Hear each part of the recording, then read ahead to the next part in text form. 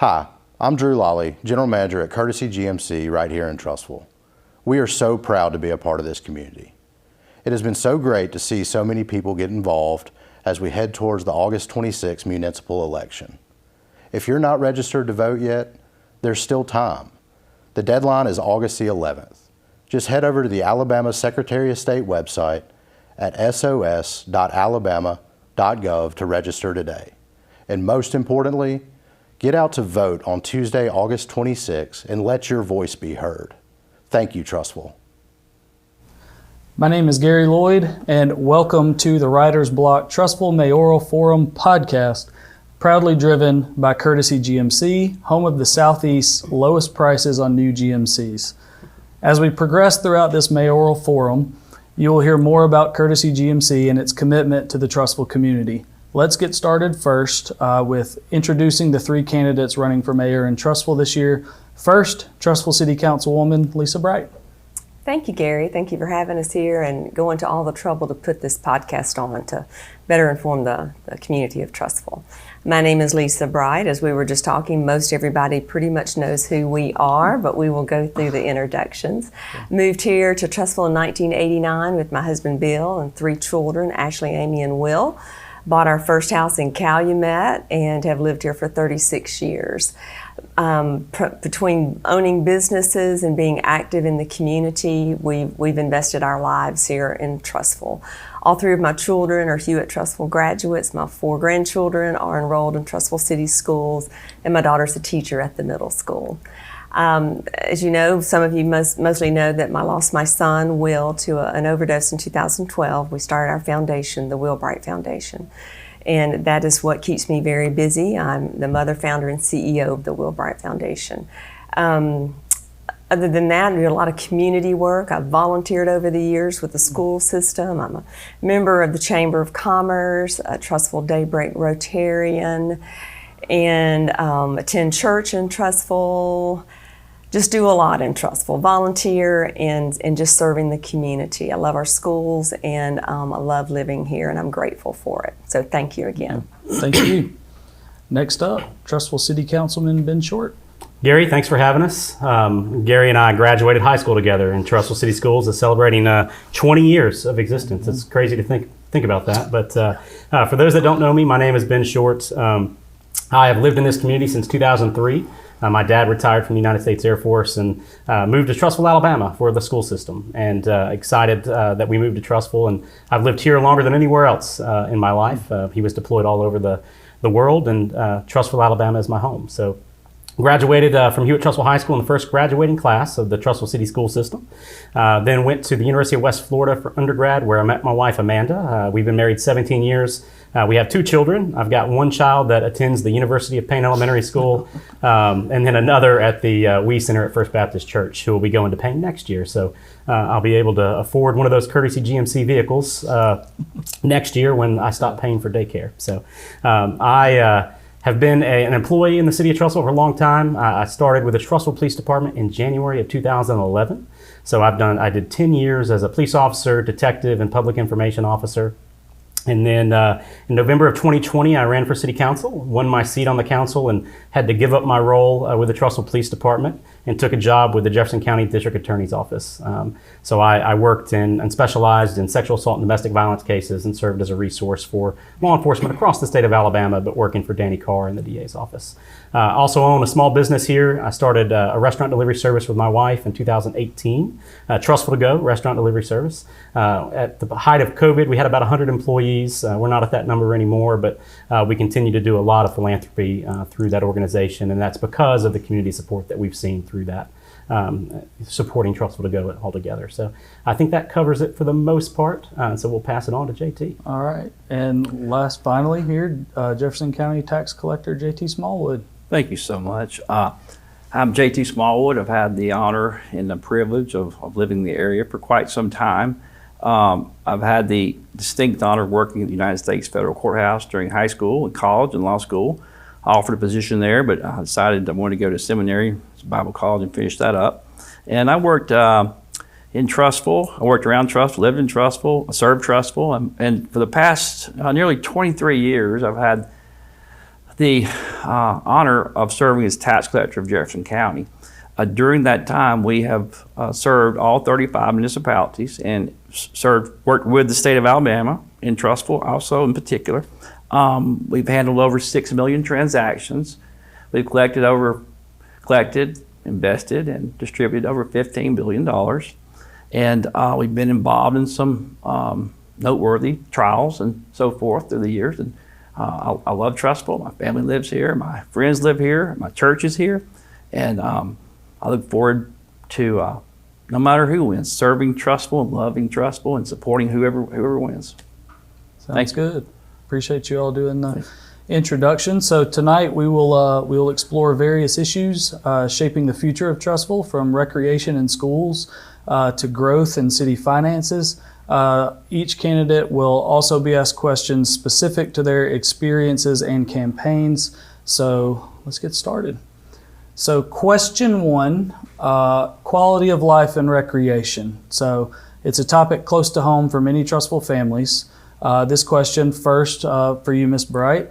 Trussville has made big investments in gymnastics, turf for sports fields, but many residents have asked for improved recreation, especially playground equipment, new swimming facility, the type of recreation that doesn't necessarily, quote unquote, make the city money, that kind of thing. But it does add value to the city. Numerous residents have taken their kids to pools and parks in other municipalities around us as alternatives. Even a new space for active theater, which we all love so much, I think it's outgrown its space because they're doing so well.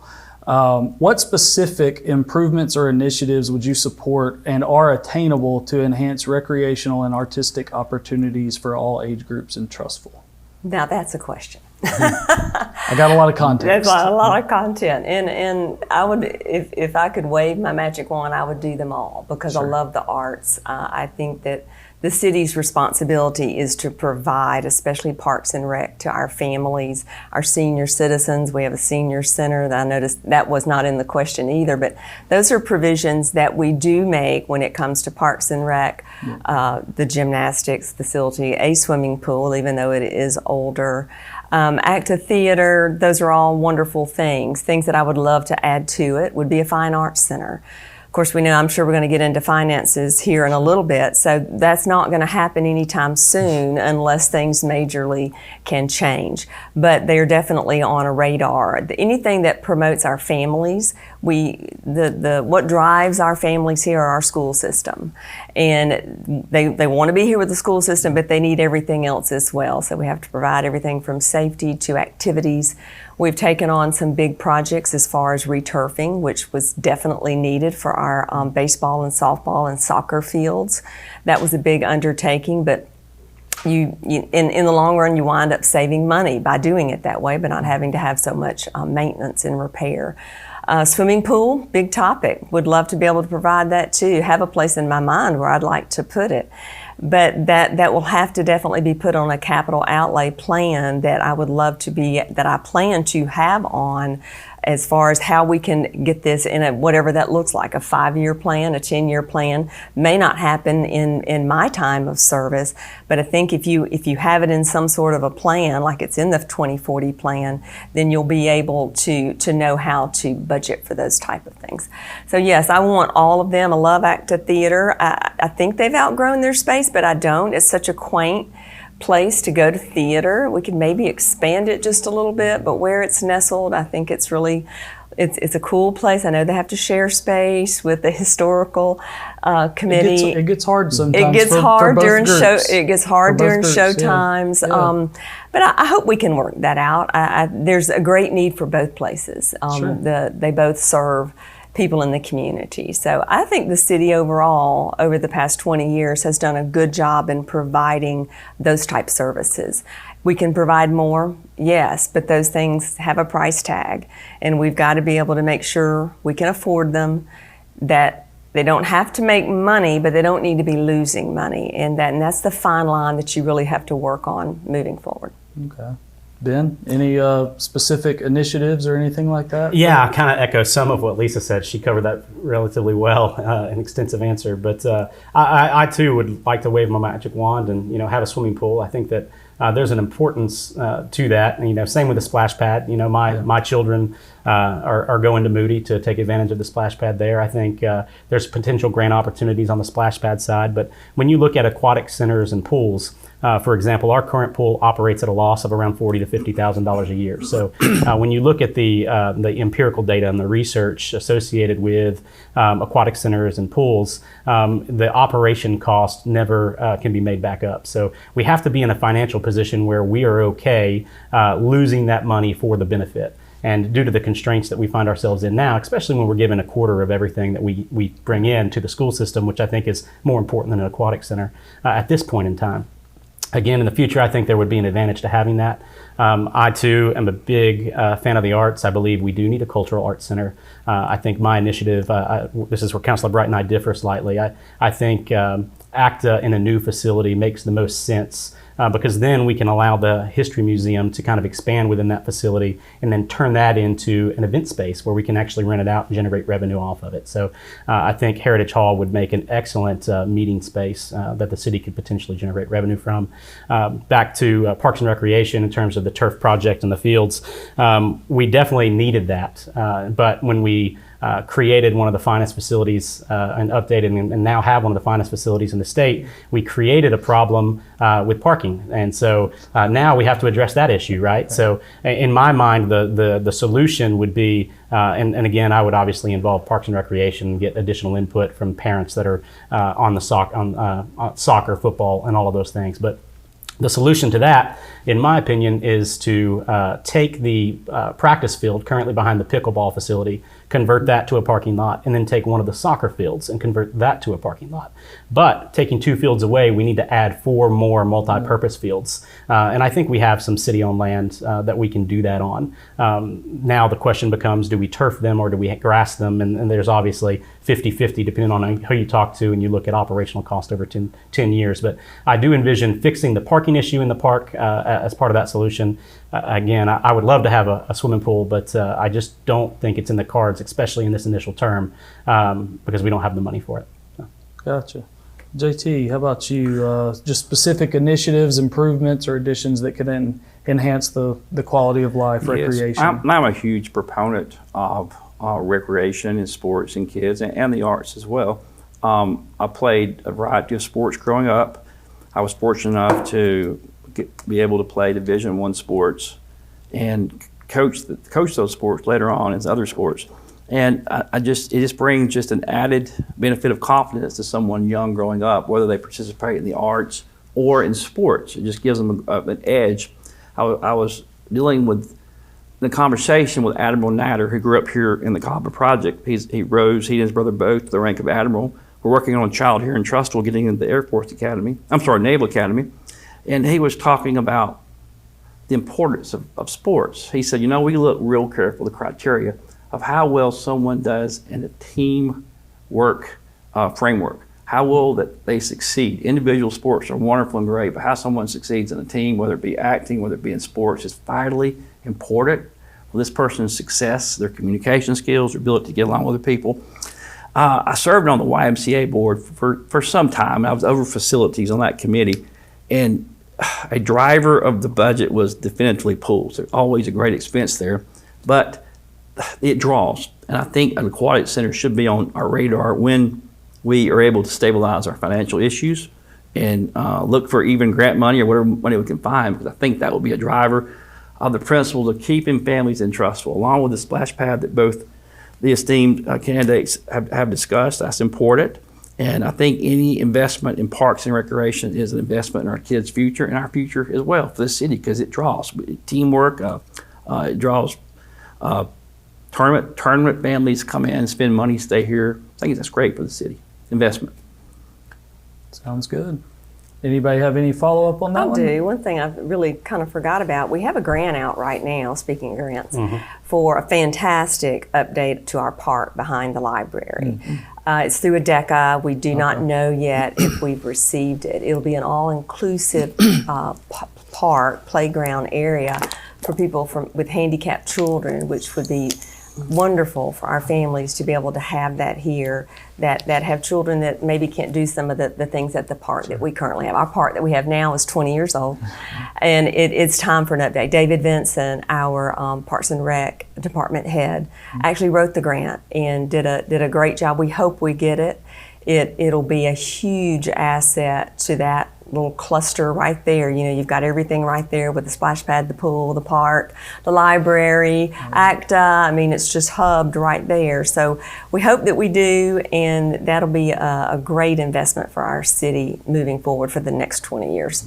And I will tag on. I think David has done a wonderful job. His staff has done a wonderful job at identifying grants. But I also think, and I hope we get this, I think it would be a game changer for our city. But I think moving forward, we also have to be intentional about where we locate new parks moving forward, because we have neglected parts of our community in terms of where we have our parks. So I think it's important for us to kind of expand where we're looking at from a facility standpoint. Yeah, are there any parks across the No, tracks on the there's South not. Chapel There's not. side? Yeah. I grew up on that side. Land is obviously part of the question, and when you look at where you want to locate parks, you obviously want it near some city infrastructure to protect it, and so that's been part of the complications there. But I think there are some places on that side that would be good for pocket parks.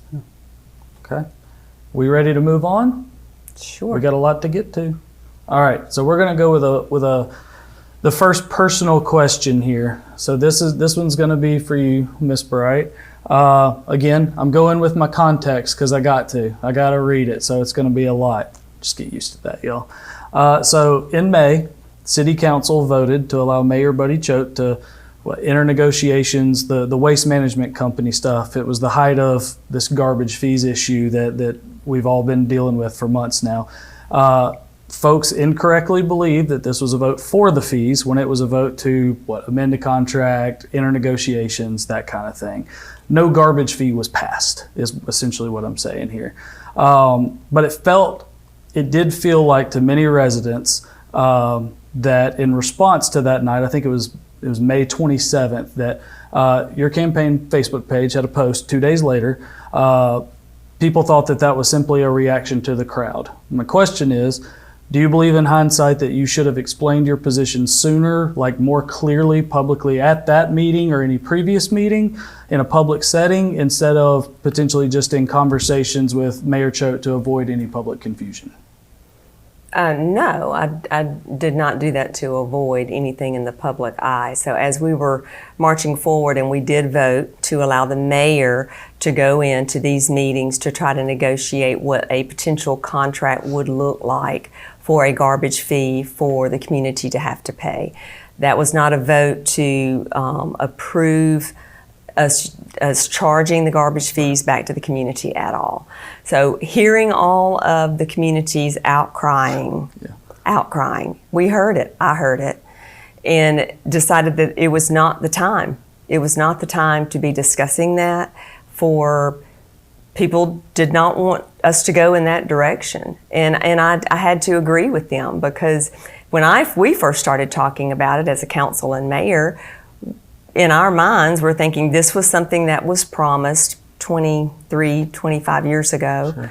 And things were different then. You know, the garbage fee was $500,000 then. We were a lot smaller, and garbage pickup was not near as expensive as it is now. You know, fast forward to 2025, we're going to be looking at about $2.7 million to provide basically the same services that we provided back in 02, 03. So no, I don't. I think that the way I wanted to be able to reach the most people was to be able to do basically an op-ed or a press release to let everyone know. Not very few people watch our city council meetings, as you are very much aware. Yeah. And even fewer come. So I felt like that was the most efficient way to reach everyone and not let the narrative get misstrued. So it would be effective across the boards to make that statement and then stand behind it. So I wasn't going to make a statement and then come back and change my mind. So I guess a follow-up to that, like in that post, you'd said, I'll just quote it because that makes it easier. I told the mayor months ago that I did not support a garbage fee, and I've remained consistent in that position. Mm-hmm. How come you couldn't say that publicly ahead of that meeting? Because I wanted to let him go to the meetings and see exactly what he was going to be able to negotiate. Those were upset. I was uncomfortable with him, with us changing and going with a fee-paid service based on the community's outcry. Okay. All right. We ready for the next question for everybody? This one is under budget and spending priorities. Mr. Short, you will go first here. Trussville's budget now healthier than it was a few months ago, selling Glendale Farms to remain agricultural, recently the 1,300 acres on Deerfoot Parkway. But there are still demands, for infrastructure, staffing, services, all these things. What areas of spending would you protect at all costs, and where might you find cuts, if any are needed, or efficiencies to keep the city financially strong for the long term? Yeah, so appreciate the question. This is a lot of what we've been doing, right? So over the course of the past, 6 to 8 months at this point, maybe over a year now, or getting closer to a year now. So we passed a budget with a deficit, understanding that we would have to offset that deficit and work toward that. And that's exactly what we've done. So we have lost employees through attrition and haven't replaced those, right? We have cut back on all overtime. We have basically implemented a hiring freeze for non-essential personnel. So all of those things allowed us to offset our loss. But we also had the challenge of sales tax continues to decline. So we continuously have to make adjustments on a month-to-month basis. And so what you'll see more than likely at the next council meeting, it's something we've been working on for a while, is an early retirement incentive program. We believe, or I believe, that we can free up $1.5 to $1.8 million in payroll, through those individuals that are eligible for retirement. We can offer them an additional insurance benefit for them to go ahead and retire now, right? And I think we can clear that $1.5 to $1.8 million from the payroll. So when we started the year, we were roughly 80% of our overall budget was staff salaries. And now, as of the last report that I had, we're down to around 70% staff salaries. I still think we need to get to that 60 to 65% staff salaries to be healthy. That's why we continuously make adjustments. And again, sales tax continues to decline, but you're just seeing us make adjustments in real time. So there are other things we can do to generate revenue. And in my opinion, I think impact fees, I think, can generate $300,000 to $500,000 a year. I have mentioned prior the idea of a consolidated dispatch. And we had some kickback from the community in relation to moving our dispatch from here local to 911. I think I found a solution that allows us to maintain control, keep our employees without having to go to 911, but still generate a savings of about $500,000 a year. So I think that's a plan I'm still actively exploring, but I think there's a way that we can protect our employees. And the main hiccup there was, from an employee standpoint, was state retirement versus county retirement, right? And JT can attest, we've both been state and county employees. Mm-hmm. So I think that was a big deal. And I think there's a way that we can protect that, consolidate, and generate about $500,000 in savings. But all that saying, you asked what I would protect at all costs. And I think the most important thing, and there are important things, I think, first and foremost, as a police officer, public safety, right? Yeah. We've got to protect our police and fire, okay? We can shift things operationally to make things more efficient, sure. The other thing is we have to protect the 1 cent that we give our schools. I think those are the two most important things that we have to protect from a financial standpoint as we move forward. And whoever is elected is going to continuously have to make adjustments as we address the real issue of SSUT. Once that's fixed, infusing another $4.5 million plus into our budget will definitely help. It'll allow us to not only offset the issues that we have now, but if you give 25% of that to the schools, we can then go to the bond market and pay for another one of those projects that the schools desperately need. So sounds good. Mr. Smallwood, is there anything you would do differently? Can you maintain or improve with what we have now? I think it's very possible to maintain and look for areas for improvement. Within our budget forecast, Trussville was impacted, no doubt, by the flattening sales tax over the past 4 or 5 years, as was all the other cities, and but it hit us particularly hard. We're not positioned particularly effective to diminish the impact that it had on us, and that was reflected in the Standard & Poor's downgrades. But moving on from that, I think that I'm with Ben, and probably Miss Lisa as well. I want to definitely protect public safety. That is an invaluable commodity that we have here in Trussville. That they are valuable, they are essential and needed services, and I want to pledge my support to them. As well, is our support for the school system. School system is an incredibly important draw for this city. It draws so many people, and we have to be leveraged to a position where we can extend help. It was unfortunate that Hoover withdrew their funding to a degree from the Hoover City Schools, and there was a definitive impact there. And we want to avoid those kind of things. But I don't think anyone here has any plans to lay people off. I've heard that. Who are you going to lay off? We have no plans to lay off. I can speak for myself. Anyone. We won't. Your employees are valuable commodities, and employee recruiting and retention, it costs a great deal of money to recruit, to train, and to maintain that person within the confines of their employment. The last thing you want to do is sever them from their employment. We went through a massive reduction in force at the county and the state level through the years, and it was unfair to the residents. It was unfair to the employees. It was unfair to individuals waiting in the long lines, and to our business partners. We have to be cognizant of our business partners, how our decisions impact and affect them as well. So we have to be good stewards and treat our businesses the best we possibly can to retain those here and recruit others. Because when we have satisfied businesses here, that is the invitation for other businesses to flow. Just like when they brought the Mercedes plant to Alabama years ago. All the other plants and companies were looking to that. It was a stellar success, and it opened the doorway for other like similar industries to come in and to continue to build and invest in Alabama. That's what we want investment partners in this city. Restaurants, quality restaurants with price points that people can afford, that rely upon volume. We want those things, and we're gonna work to get those things to the best of our abilities. Okay. Ms. Bright, how about you? Same question. Would you do something different? Do you agree, disagree with anything said here?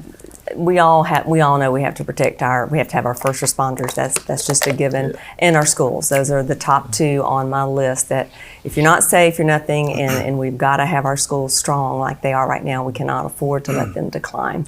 They are the economic engine that drives this town, and I say that everywhere I go. Part of the things that we have been working on as a council and mayor is the early retirement, like Ben mentioned. So when we started this through the finance committee, we knew we had to offer this one-time savings for the city and allow people to take this opportunity. I reached out to a cohort in Mountain Brook and just your sister cities of how have you done this, we'd never done this to our knowledge in the history of Trussville. So that's very important to keep those lines of communications and not reinventing the wheel. And let's reach out to our sister cities and see how they've done it. We did that, and we will be kind of replicating what another city close by to us has done. So we know that will help as moving forward. As far as trying to change revenue, so we rely on sales tax up to about 62-64% of our revenue, and we've got to change that. So we've got to be able to bring in better businesses that help us share the load, so it takes the load off the household, where you go to the grocery store and wherever else you buy things that pay taxes, sales taxes, it just helps take that load off. But we've got to get SSUT fixed. I mean, that is crucial. The city is looking at possibly joining that lawsuit with the city of Tuscaloosa. When that is said, immediately radars go up, like, well, we want to get into all those legal fees. Well, that would not, you would almost be joining in like a friend of the court, like a letter of support. Mayor Maddox in Tuscaloosa is championing this cause, right, and they are ready to take it on. It's really hurting successful cities like Trussville, where we rely heavily on our sales tax because that's how we're set up as a state. Our property taxes are so low. Municipalities have to be able to bring in a certain amount of taxes. All that to say, that was something we've got to change, that balance, less reliance on sales tax, more reliance on business taxes, bringing in higher paying jobs to Trussvillians. Another thing is we are comparing what our rates are for like our city, our Civic Center. Our Civic Center stays booked, which is great, but there's probably a reason why. We're one of the lower rated civic centers as far as renting out rooms in our area. So things like that we can start tweaking. The early retirement, we've got to get our budget balanced, and we will. But it's going to take a lot of, we're not going to lay off our employees to my best ability. They are what make this city run, and they're extremely valuable.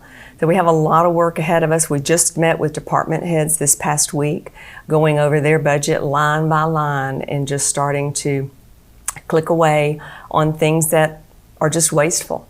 There's no room in this budget for waste, and we're going to clear it out as best we can, get what that number is, and go from there. The next few years will be lean. I'll go ahead and say that right now. They will be lean, but we will be balanced, and we'll be moving forward and try to get Trussville back. We did put back $3.1 million in our reserves, and we have paid off about $9 million in debt over the past few months. This council has worked hard to turn that budget around in a very short period of time, and I'm proud of that. Any follow-up? Yeah, and I'll add, because I agree with what Mr. Smallwood and Councilor Bright said as well in terms of layoffs. I think the early retirement incentive is what gets us to that 60 to 65% of our staff salaries, right? So I don't think layoffs are necessary at this point in time, and it's something we would definitely work to avoid. And also, I will say we are balanced now for this year's budget. I think it's important for people to understand that and realize that what Councilor Bright's referencing is going into and those meetings with those department heads, and again going line by line. So adding that $3+ million from the land sale to the utilities off Deerfoot Parkway definitely helped. But I will say we've been plugging away for months upon months now, and I really have to applaud our department heads for doing so well with their budgets, as well as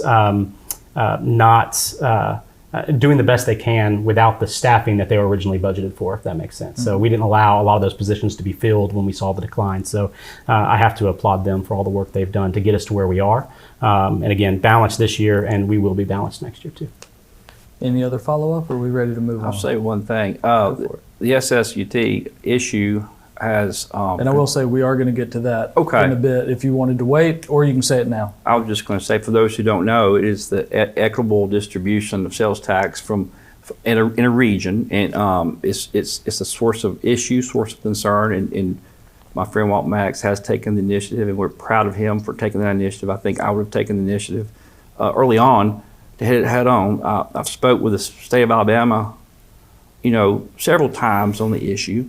And it is something that impacts us every day here. And with the advent of online sales, it's going to continue to increase. So if we don't have judicial declaration and remedy, it's going to continue to impact us as a city. So it does need to be addressed. Yeah, and we'll get to SSUT actually pretty shortly. And let me quickly add on to Mr. Smallwood's statement too. So I will say. Mayor Maddox has actually been working on this for 6 to 7 years now. So we have actively been watching this in the background. The Big Ten mayors have made attempts in the past unsuccessfully. And that's why when you look at the cities that are impacted, we're talking the largest 53 municipalities in the state of Alabama are where we're seeing that impact.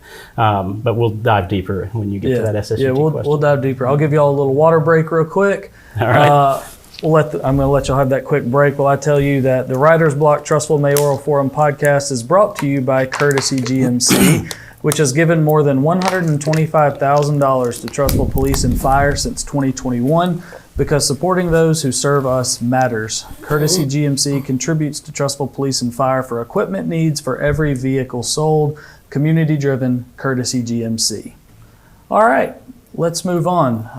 Mr. Short, this personal question is for you. Compared to Ms. Bright and Mr. Smallwood, you've maintained a seemingly quieter campaign presence with seemingly fewer public appearances in recent months, a little less digital outreach maybe. Mostly this summer as campaigning has seemingly kind of heated up. Building off of that, can you explain your approach to voter engagement during the campaign season and how that reflects your leadership style? Great question. So I can see, the potential public perception of being having a quieter campaign style. I suppose a lot of that, if you base it off of yard signs and campaign signs along major corridors. It's just I have a different philosophy in relation to that. I think I've had a great number of public events, but it's a fair assessment over the past month that I haven't. I've been dealing with some kidney stones and haven't been out there in the public as much in person, but that's picked back up obviously with all the engagements that I've been to. I think we got to reach people where they are, and I really have, my strategy is always focused on the neighborhoods, focusing on the neighborhoods, being in the neighborhoods, engaging with the people within those communities. And so over the course of the past 5 years, I've been extremely accessible. I definitely leverage my social media far more than most. Because it is the avenue in which most people obtain information. And we can say the older generation isn't on there, but statistics will say the opposite. My 90-year-old grandmother, before she passed, was on Facebook, right? And so that is one avenue. But obviously, we've been having public events at small businesses across the community, and we'll continue to do that. And we're going to do some virtual engagements as well, really just trying to make it as easy as possible for people to connect with me. My phone number is very public. Obviously, I encourage people to reach out. The mailers that we've put out have encouraged that as well. So, I can see the strategy being a little bit different, but my hope is that I'm engaged with you or giving you the opportunity to engage with me in some form or medium. So, and if you haven't, please reach out.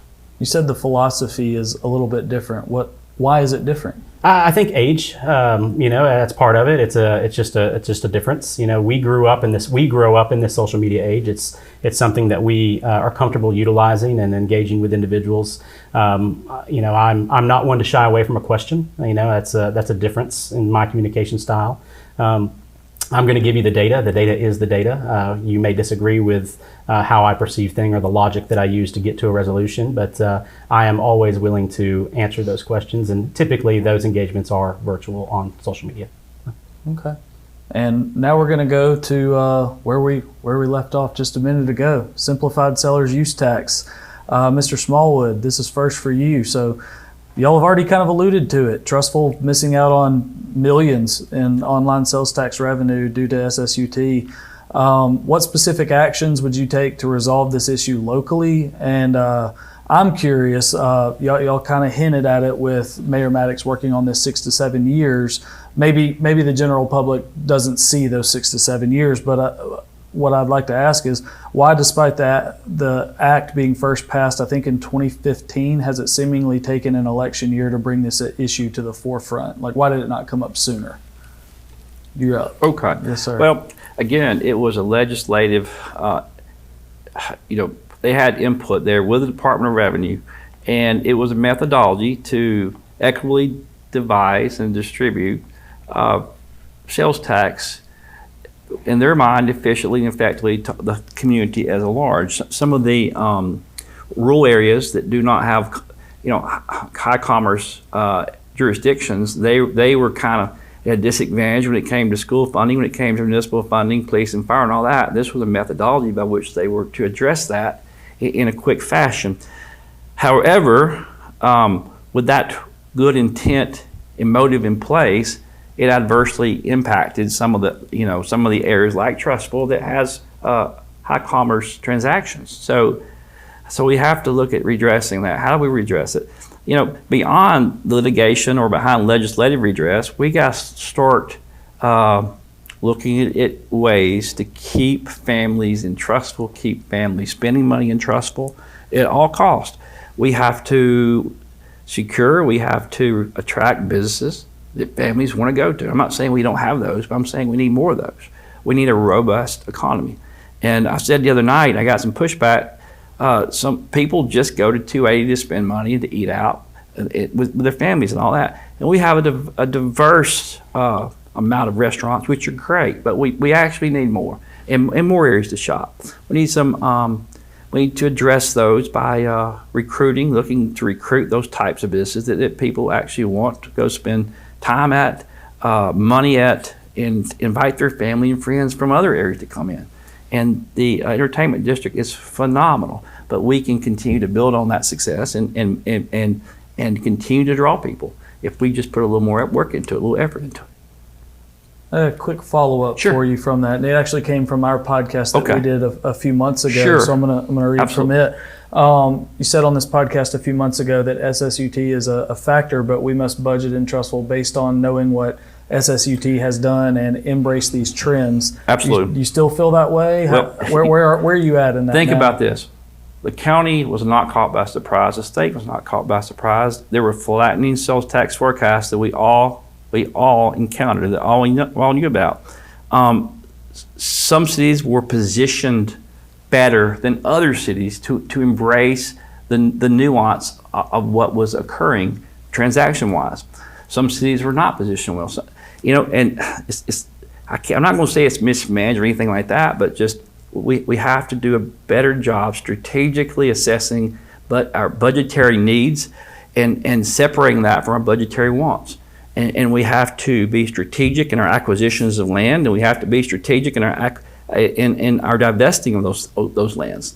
And we don't need to tie up money unnecessarily, which cripples our budget, and it puts us in harm's way and allows the bond rates to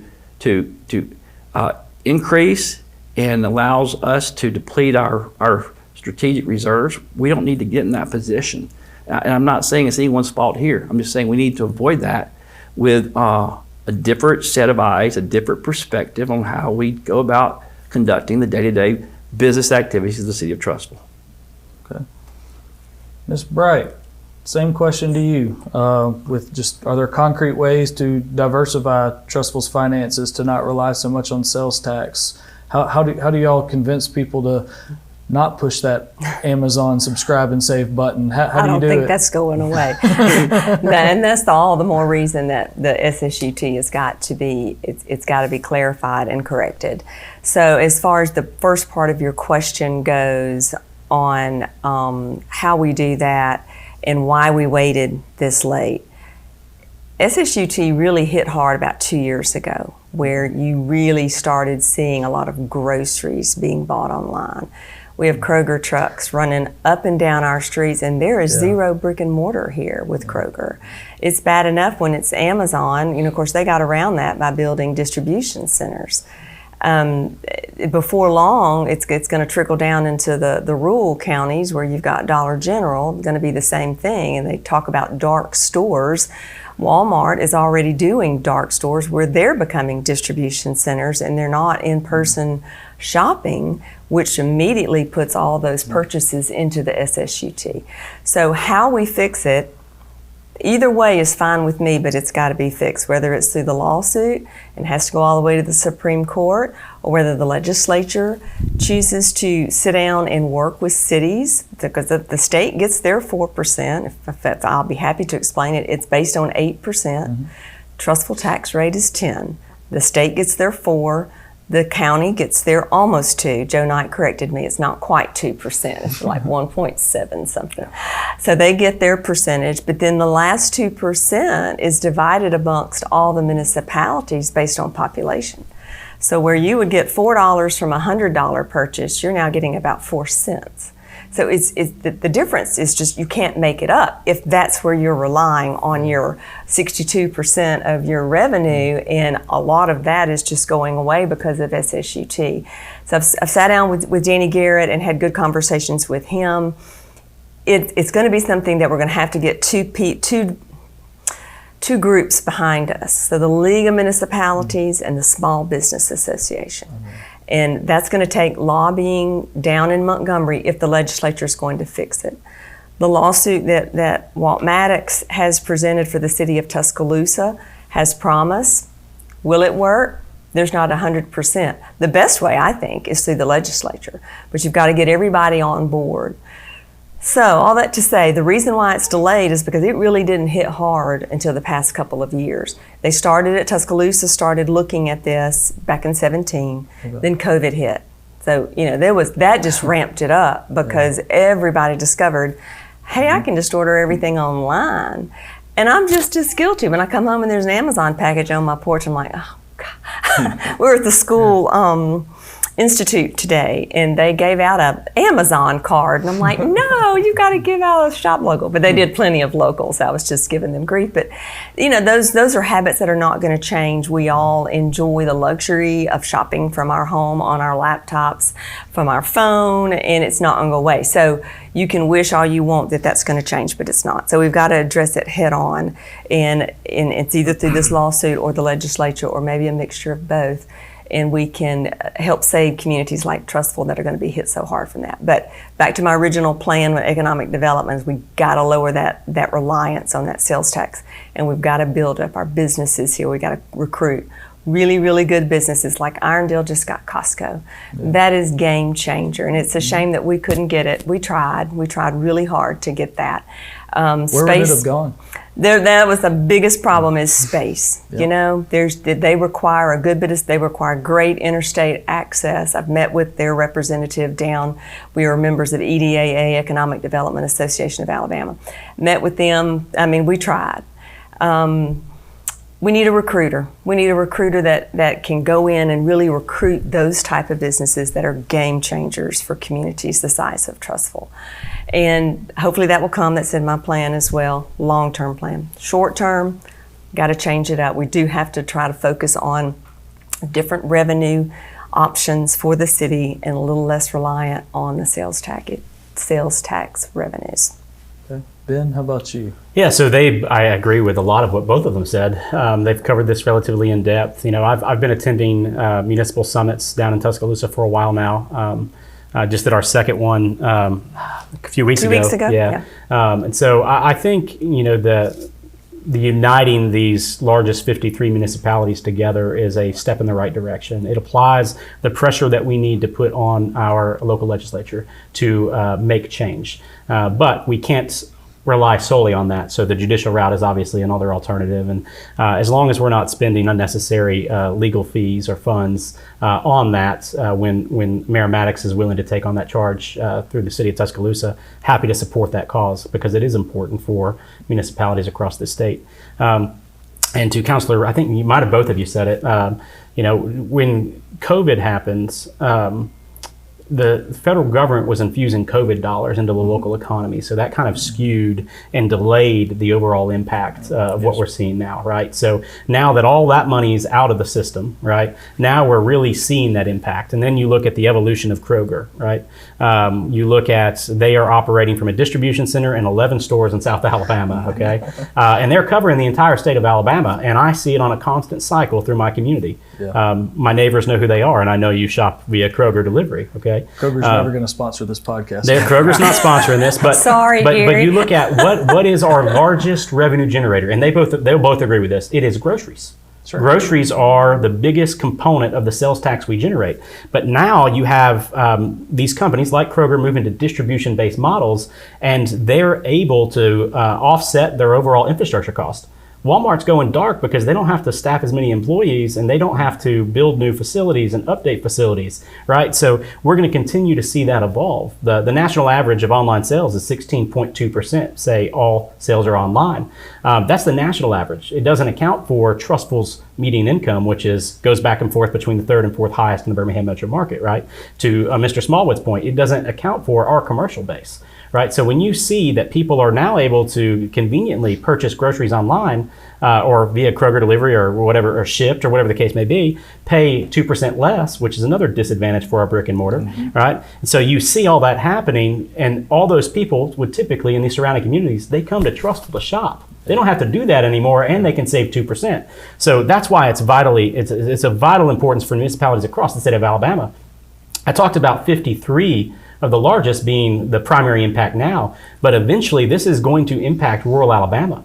When Dollar Tree and Dollar General realize, hey, we don't have to open, I think Dollar General has like 800 something, maybe 900 something stores in the state of Alabama. I'll get you the exact number, but it's a crazy number, right? Yeah. And then Dollar Tree's is a couple hundred, maybe 300. But when they realize, hey, I don't have to open all these stores, I can move to a distribution model, that is going to kill rural Alabama's economy. Because what is in rural Alabama? What is the primary store in rural Alabama? It's a Dollar General. Yeah. And so when they realize, hey, they can move to this model, it's going to impact rural Alabama. So now is the best time for us from a legislative standpoint, I hope that's the fix, to be honest. If we fix it there, we can save rural Alabama as well as fix the problem for our municipalities, the 53 that are being impacted the most right now today. So. Any follow-up?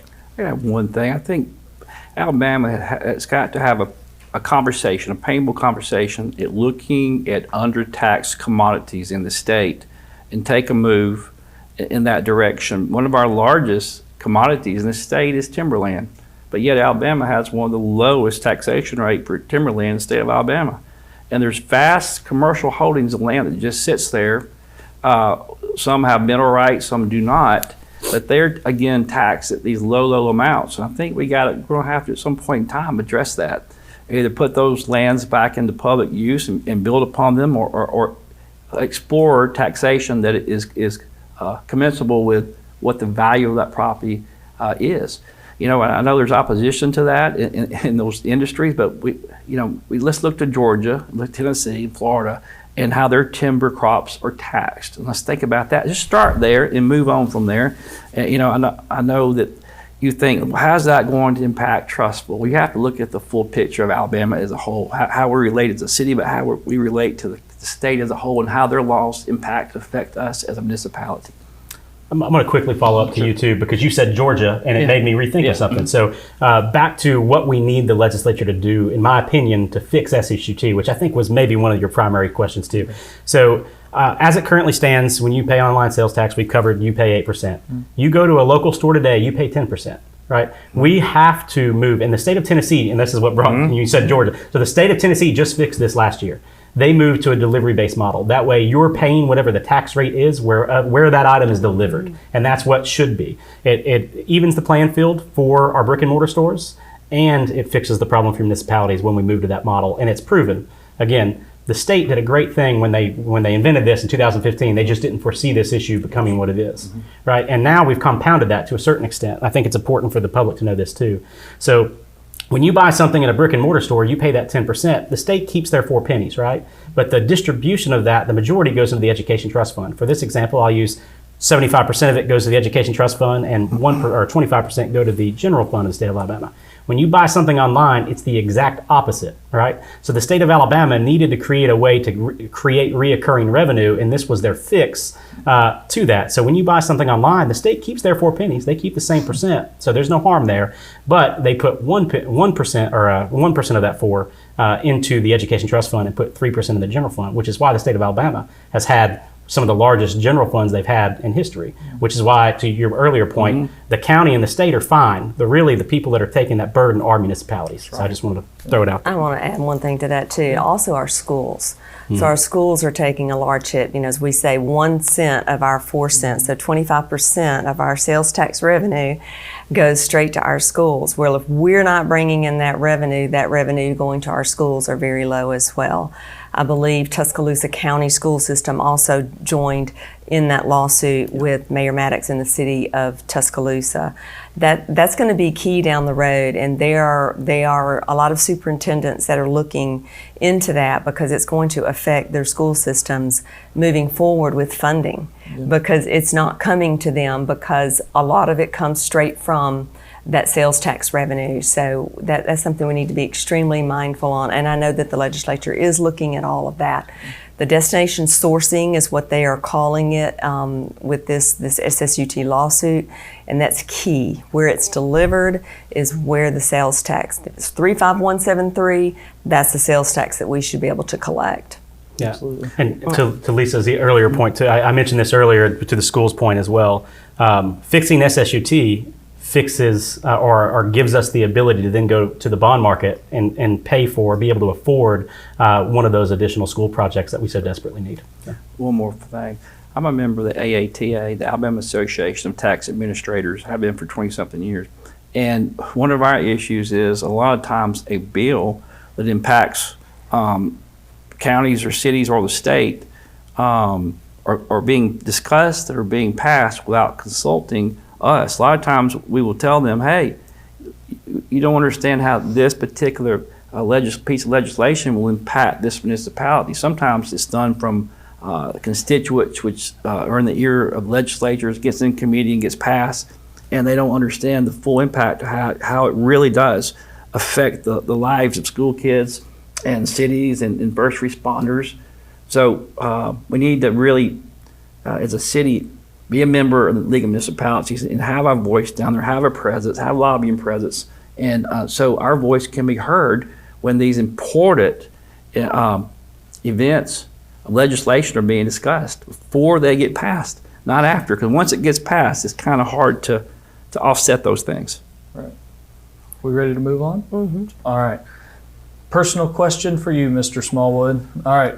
Context again. I'm gonna read. Sure, certainly. So you've run a campaign based on no new taxes, no garbage fees, no landfill near Magnolia Elementary School, and then also infrastructure and quality of life. It no longer appears that new taxes, at least for now, or garbage fees are on the table. In fact, in your campaign advertisement insert in the most recent issue of the Cahaba Sun, you state that, I'm just going to do the quote, quote, both referring to Ben and Lisa here, voted to reimpose the garbage collection fee, ... and both voted to increase the sales tax paid in Trussville. Neither of those statements are true. Okay. How do you respond to that? Then I've got another question. Well, if the nuances of that was impactful and negative, that certainly was not the intent. You know, campaigns sometimes get heated and no intent to anyone. I'm still going to be an advocate in the county or in any municipality of taxes hurt families and taxes hurt businesses. I've had a lot of business support here in Trussville because I've been an advocate of those businesses. If you drive around Trussville, you're going to see 8 out of 10 businesses that have a sign up or have my sign up. And you're going to say, why? Because during the rough times, I've been there for them and I support those businesses. And think about this, when we increase taxes on a business, what are they going to do? It's going to impact their bottom end profits. So they have to pass that tax on to the customers and it becomes a vicious cycle. So, and two, taxes hurt families. I think sometimes we don't understand this, but every year about 5,000, 6,000, 7,000 people are incapable of paying their property taxes, and those taxes go to the tax sale. And liens are placed on their houses, and it's a significant deal to those families. You hate that. It can do to medical bills, or it can be to loss of job, it can be to unemployment. A lot of factors come into play. Mental illness comes into play. So I'm not a huge proponent of raising taxes on people. I know how hard it is to collect because we collect from the businesses, we collect from the people. I hear the stories. You know, we're in bankruptcy court or probate court every day. I say that not always physically, but through our petitions, because so many people are filing taxes these days, or filing bankruptcy on their taxes. It's just one of those things, and it gets harder and harder to collect in this environment. And if families are struggling, I do not want to be on that end of making their misery worse. And I think there's ways that we can look to and look for, and ways to mitigate our expenditures, ways to cut excessive spending. I applaud both counselors for calling in the department heads and look for wasteful spending. We've done that on the county level. And we've right-sized the county. We've eliminated a lot of things over the years. And we reined in excessive spending and redundant professional contracts, whether they be engineering or whether they be accounting or whatever they may be. We look at those hard and we look at those fast, because when we hire qualified people for these positions of leadership, department heads, they bring with them a wealth of experience. And the more experience they have, and the more qualified people we have, the less dependent we become upon contracts, contract works, and those things. So we have to look at a broad comprehensive plan to reduce expenditures and to work with the financial restraints that we have, and measurably put aside money in our reserves and cautiously spend those monies as they become necessary to spend. But I think acquisitions of land and all those things, they may be well intended, but in this climate or this environment, when sales taxes are diminishing, we need to stay clear and stay away from those things. That's just my opinion. Yeah. Let me get back to, Sure. to part of this question. Okay. Though, like the garbage collection fee, while I personally think, this is just me, I think some of the communication from the city, like could have been cleaner. I also think, on the other hand, people that live here should educate themselves about how things work. They need to go to city council meetings. I've been at plenty where it's just me and Richard Epstein. Right? I have. But why, if the garbage fee, even if there was confusion around it, like it was not passed, I'm not paying a garbage collection fee. Why is that printed there that they voted to reimpose it, and then the sales tax, which that wasn't done either? I think they authorized, correct me if I'm wrong, both of you, you authorized the mayor to negotiate on behalf. Am I correct there? Correct, but that was not to approve the fee. Right, it wasn't approved the fee, but I looked at the contract. That's where the confusion was. Let me get back to my rationale. fee. I have a rationale behind that. I get calls from people like my good friend, the city manager, Ryan Dixon of Clay, called me a few years ago and said, hey, is there any way that we can put the garbage fee on the ad valorem tax bill like you do the fire fees? I said, not without legislation. Why do you ask? And I've been asked this question over and over again. He said, well, what happens is people are well-intentioned and they pay their fire fees up front, and then the credit card is declined or whatever reason. So guess what they start doing with the garbage? They start taking the garbage and putting it at the end of the street, in a ditch, behind the building, and they have to hire more people to go pick up that garbage, and they have complaints from the residents. Every city that has a garbage fee is in that same situation, that same fix. There is unintended consequences when you implement a garbage fee, tax, whatever you want to call it. It's unintended consequences that impact as far as call volume from people complaining about their neighbor's garbage, because some people just don't have the money or refuse to pay it. And those people create havoc for the rest of us who do. That's one of my reasons behind it. And two, I looked at the contract and I saw a fuel surcharge of 40%, 30%, 40%. Please correct me if I'm wrong. And I think we have to cap any type of contract which has a fuel surcharge of that significant amount, because if not, that is going to escalate the garbage service fee for our residents. And I'm just not a fan of it, because I just don't think it works. I think we try to find those dollars within our budget at all costs to pay for it, so we do not incur what the other cities around us, their experiences, that we do not incur that same experience. Yeah. So Can we interrupt? Yeah. Let me. But I don't want to lose the spot, so Gary. So let me, because he asked the question, and I want to correct it while we're here. Okay. And as long as he's okay with that, because it was his personal Go right question, ahead. but he did say, correct me if I'm wrong. So you said the fuel surcharge being in that contract. So that is in the original contract with the Cabo Waste Authority as well. So there's no change there. The only change to the contract was specific to creating this pay per month service, right? And I do appreciate you acknowledging that we didn't vote to increase sales tax. I'm grateful for that. Absolutely. So I would like to, at some point, if I'm able, to address the accusation that the city has $300 million worth. Really, it's not an accusation. I just want to know how you get there, because I pulled the numbers, I've got them, and I said our city debt at the last forum was $155 million. And when I saw that in your thing and say $300 million, I went to our finance guys and I was like, hey, help me understand how he's getting to this number, because I've got the sheet with all of the bond service, the lines of credits, everything here. And I said 155, and even adding in the loop road, which we haven't completed yet, it wasn't on my list when I said 155. Our total debt's 161 million, with 68 being the Board of Education and 93 million being the city. Can you help me understand how you got to 300, just so I understand where you're coming from? You're the finance guy, so I am the finance guy. Yeah, I've done that's finances for many, many years Yeah. on a large scale. And I think the wording in that advertisement was this: could be, could reach. I don't think it was definitive. Fair. Okay. So, think about this. We're pushing close to $200 million with the school and the combined city debt. Am I correct there? 161 million is what I've got. My number's a little higher than that. I didn't loop them out and others. So let's just say, we say the school district is separate. Definitively, yes, they are separate, but they are dependent upon our success as we are dependent upon their success. Yeah. We're joined at the hip economically. And if we were to help them secure bond money for the school building and properties, or two school buildings in the future, that could easily escalate to $250, $300 million. It very well could if we're going to put in That's not schools. what you say.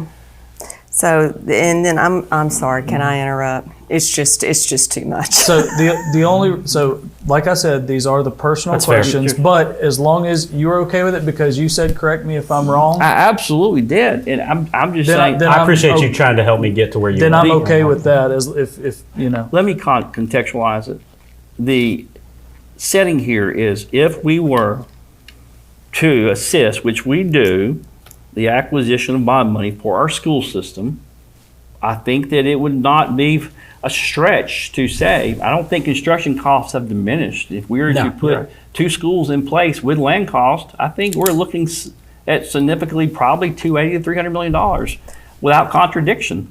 I can't see us building 2 schools without that. Yeah. But we part wouldn't- of that debt also includes retirement plans that a city is required to put in their list of debt. That's correct. That is not debt that we pay. That is what's required by the city to put that Absolutely. on each and every employee, which makes it go close to 200,000, but it's not actual 200 debt. million. 200 million, Okay. but it's not actual debt. So it's not what you said in here. You mentioned nothing about school buildings, so that's misleading. I actually thought it was a typo, but you've corrected that.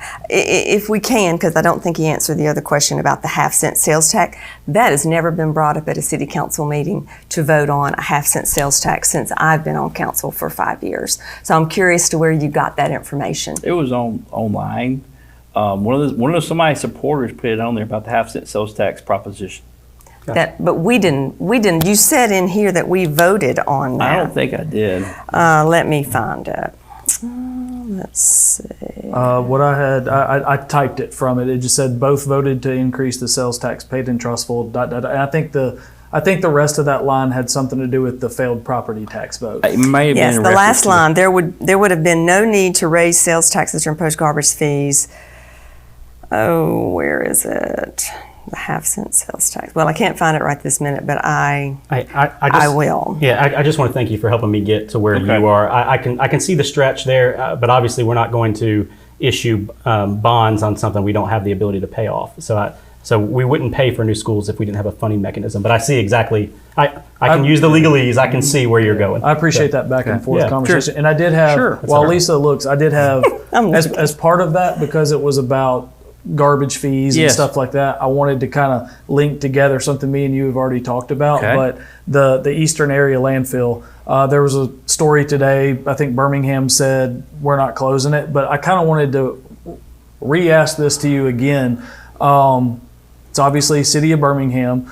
Do you feel like with these recent moves we've talked about, there is no garbage fee currently, no new taxes currently. Who knows what the future holds? None of us do. But do you think with some of these recent moves made by this particular administration and some of those platform, no garbage fees, no new Right. taxes, do you feel like your campaign as we're getting closer is taking a hit?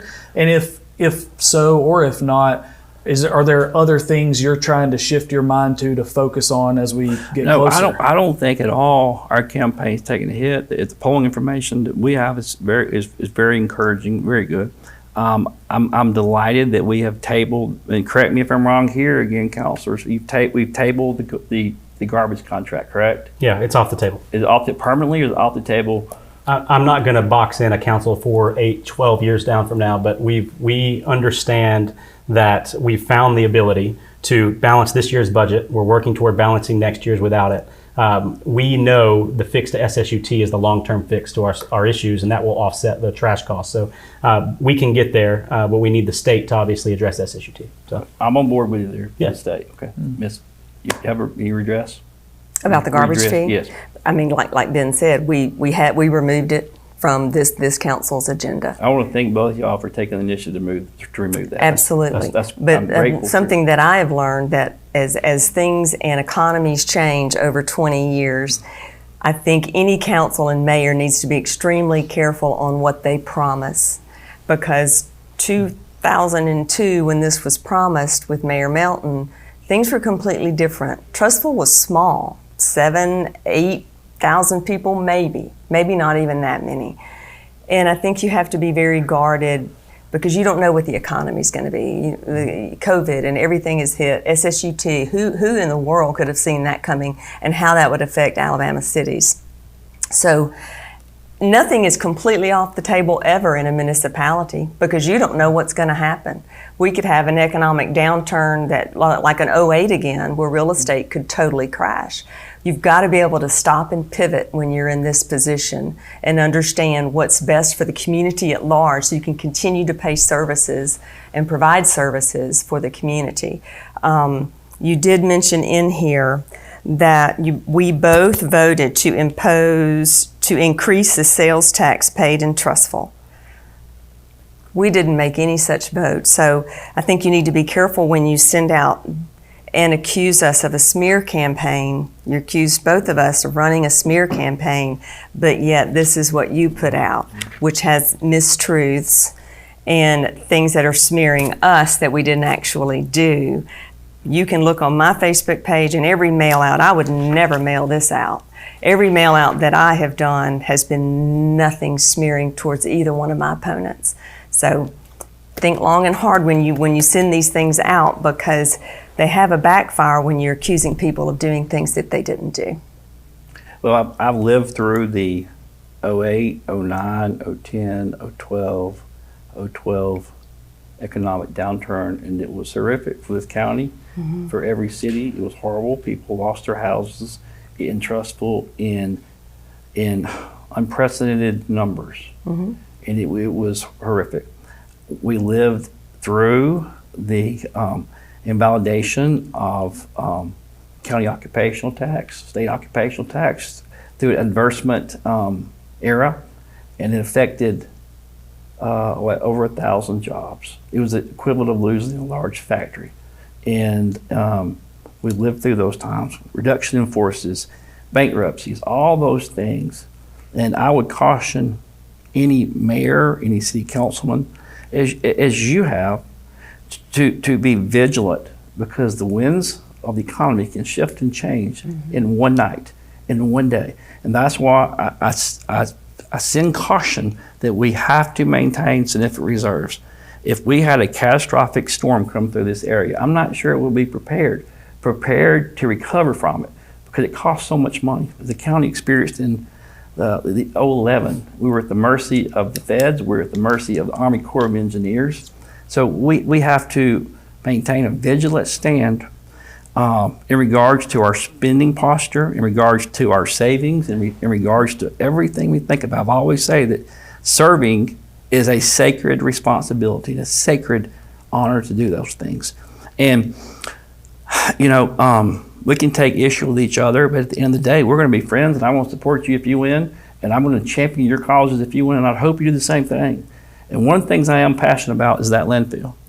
A writer for the AL.com, I'm going to say this: I respect writers. My dad was a writer, you're a writer, but I'm not going to let the ink of a pen of a writer persuade me to give up a fight against that landfill, because if you were to read the engineering reports, it states that the Trussville's aquifer is dangerously close to that landfill. And if that membrane were to rupture, it could contaminate our water source. Beyond that, and that is uncontroverted, it's in the report, it's online. Beyond that, I have family, I have friends that live in that area. In summer times, the volatile organic compounds are released, and it's unbearable to try to spend time in your yard. Why wouldn't we, as a community, stand firm to protect our water source, number one, and two, to protect the quality of life issues? One city councilman said no, but I've already spoken to the mayor, and he's open to dialogue. He's open to discussion over this. So I'm not going to bow down, and I would hope if one of these fine people win, that y'all champion that cause too, because it is important to Trussville. It's important to all of us here. And I just hope that you see the passion, how I feel about the residents over there in that area, Magnolia, and all the other areas over there that impacts this. But again, the entirety of Trussville, because again, our aquifers are at risk. None of us have forgotten the Moody land fires. Who would have ever thought a small dump would incur so much havoc on a community? And it took multiple jurisdictions extinguishing that fire, and the smoke, and people's houses were inhabitable for a period of time. I think we need to be proactive in this regard, in this measure, and I'm not taking it lightly. I'm not going to give up on it. if I'm not elected for some reason, I'm still going to fight passionately for those people over there because I think we owe them that duty.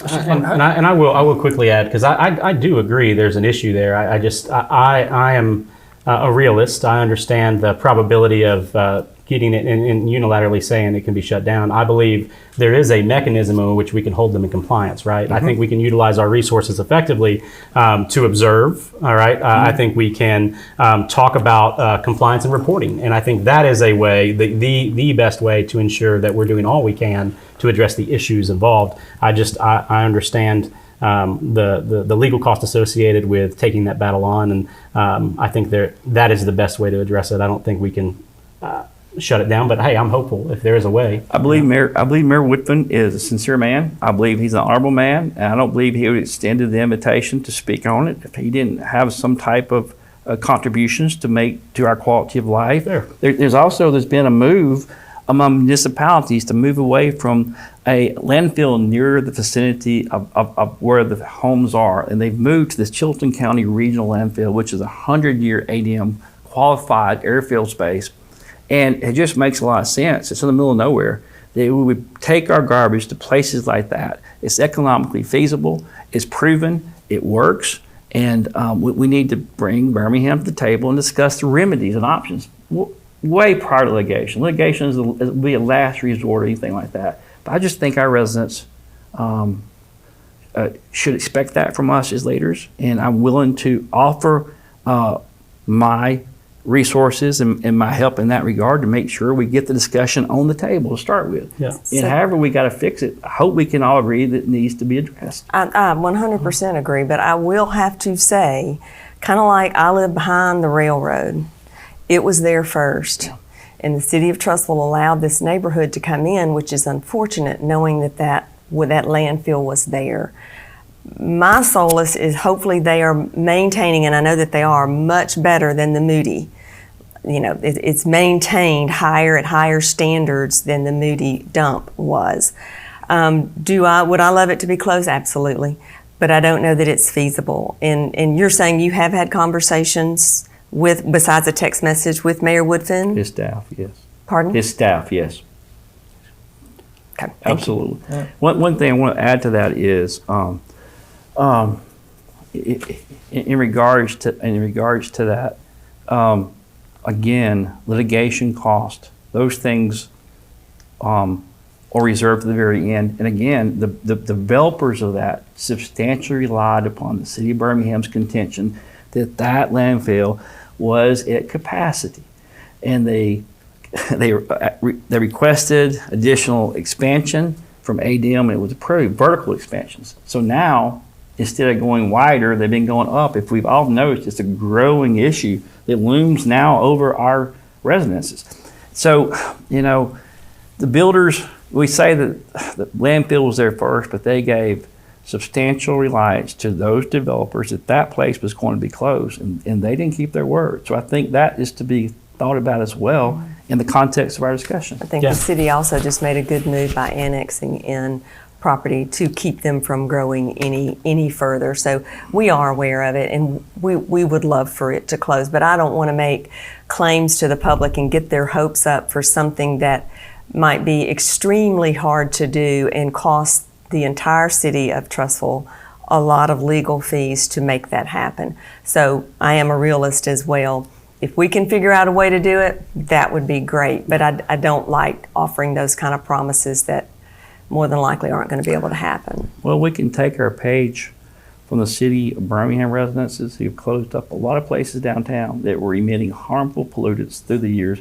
Concrete plants, lime plants, there's probably 10 or 12 that were closed, and they all started with discussions from concerned people that they didn't want that in their area, they didn't want that neighborhood.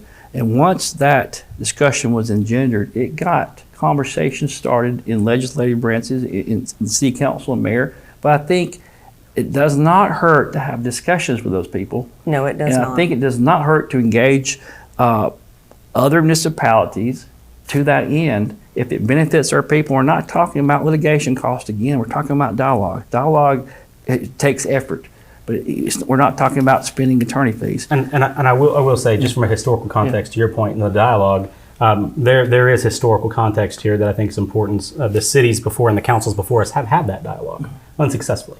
Right, so same with pending litigation. You know, that we've made efforts and made attempts unsuccessfully, unfortunately. But hey, while I'm a realist, I can be optimistic in this case, and hopefully we can do something for it. So. Let's move forward. That was great discussion from all of y'all. But let's keep this thing rolling. So next question is going to be about managing growth and development. Ms. Bright, this one's for you first. Some residents. This is nothing new. Some residents worry Trussville's rapid growth could threaten its small town feel. Not new to this election cycle or probably the last 4 election cycles. But as mayor, what specific zoning or development policies would you support to manage growth while still attracting quality businesses and protecting property values? How do you do this in a way that sees Trussville in 40 to 50 years, not just in the next 4 years? Sure.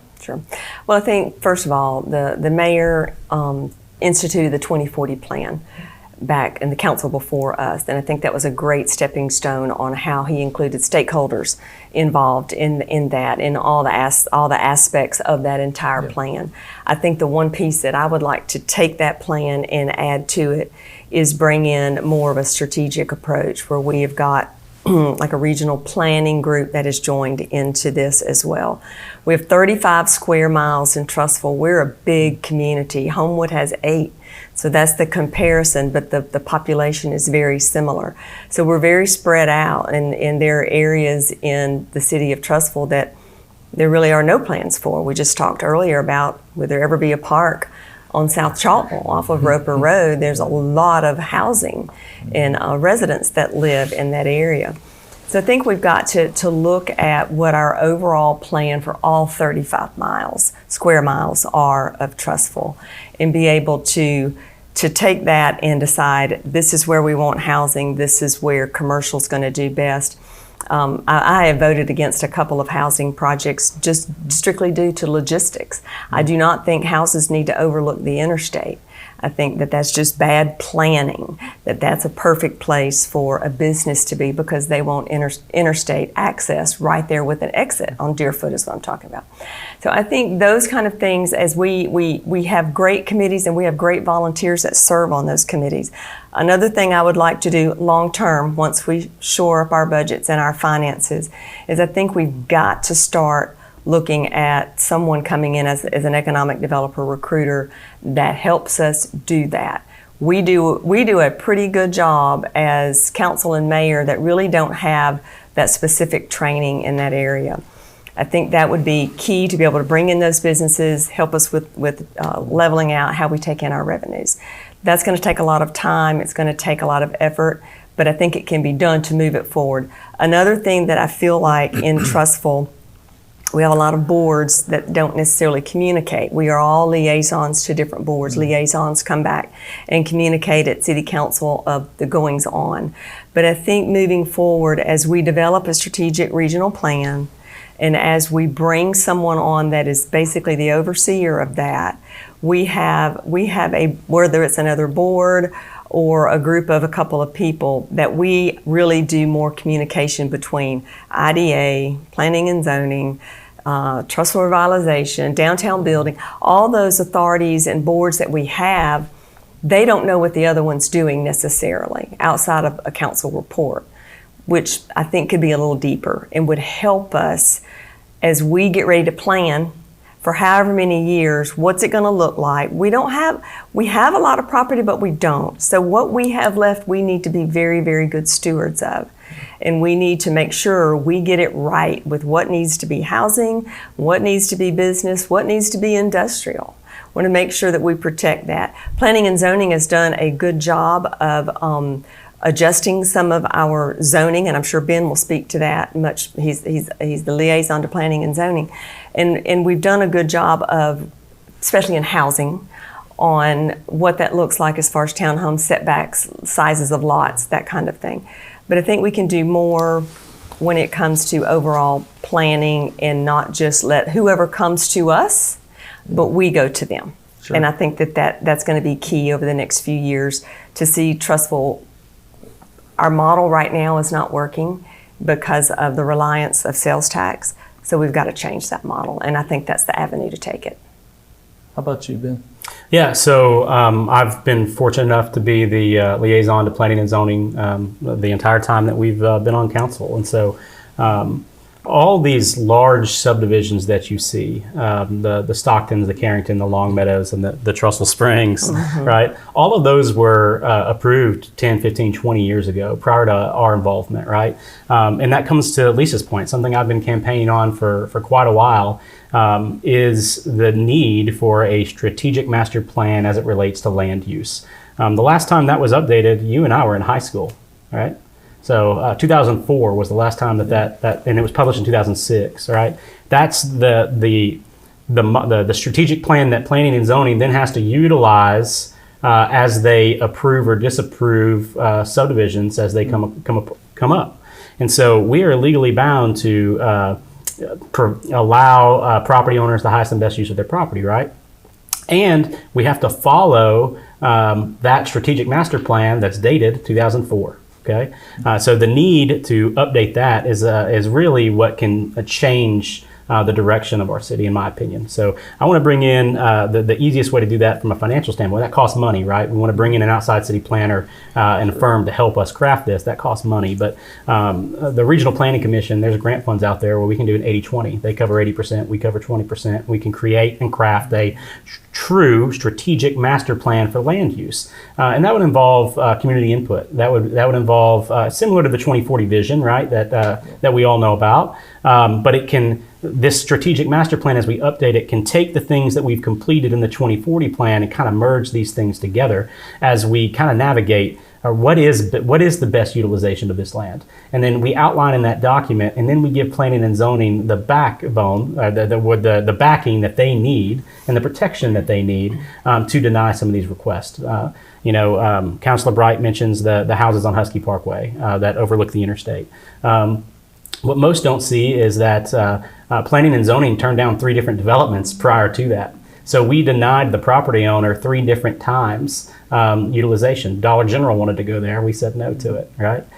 So we continued to deny projects. And it gets to a certain point where it hasn't evolved the way that we wanted to see it inside that plan. And then we have to acknowledge that we have to provide the property owner the highest and best use. And so that's why you see those residences there. But this council has done and planning and zoning has done an extremely good job over the past 4.5, 5 years of turning down residential development, large tract residential development, right?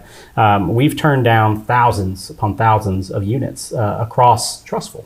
The general public doesn't see all that unless you go to the planning and zoning meetings. You don't see them all, right? And we got a significant density reduction in Trussville Springs.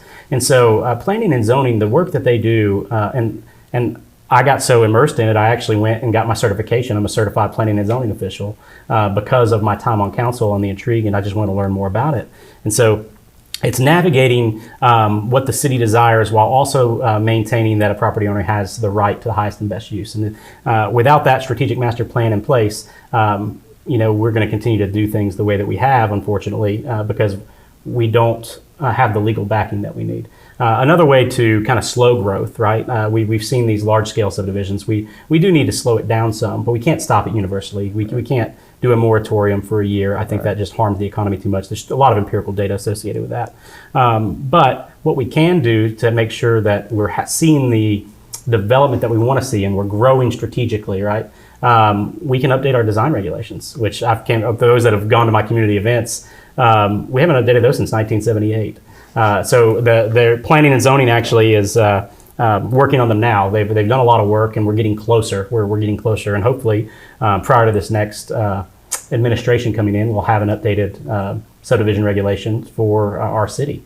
And so I think implementing stringent design standards and specific design standards for commercial and residential development really slows the growth down, but ensures that what's being built is exactly what this community wants.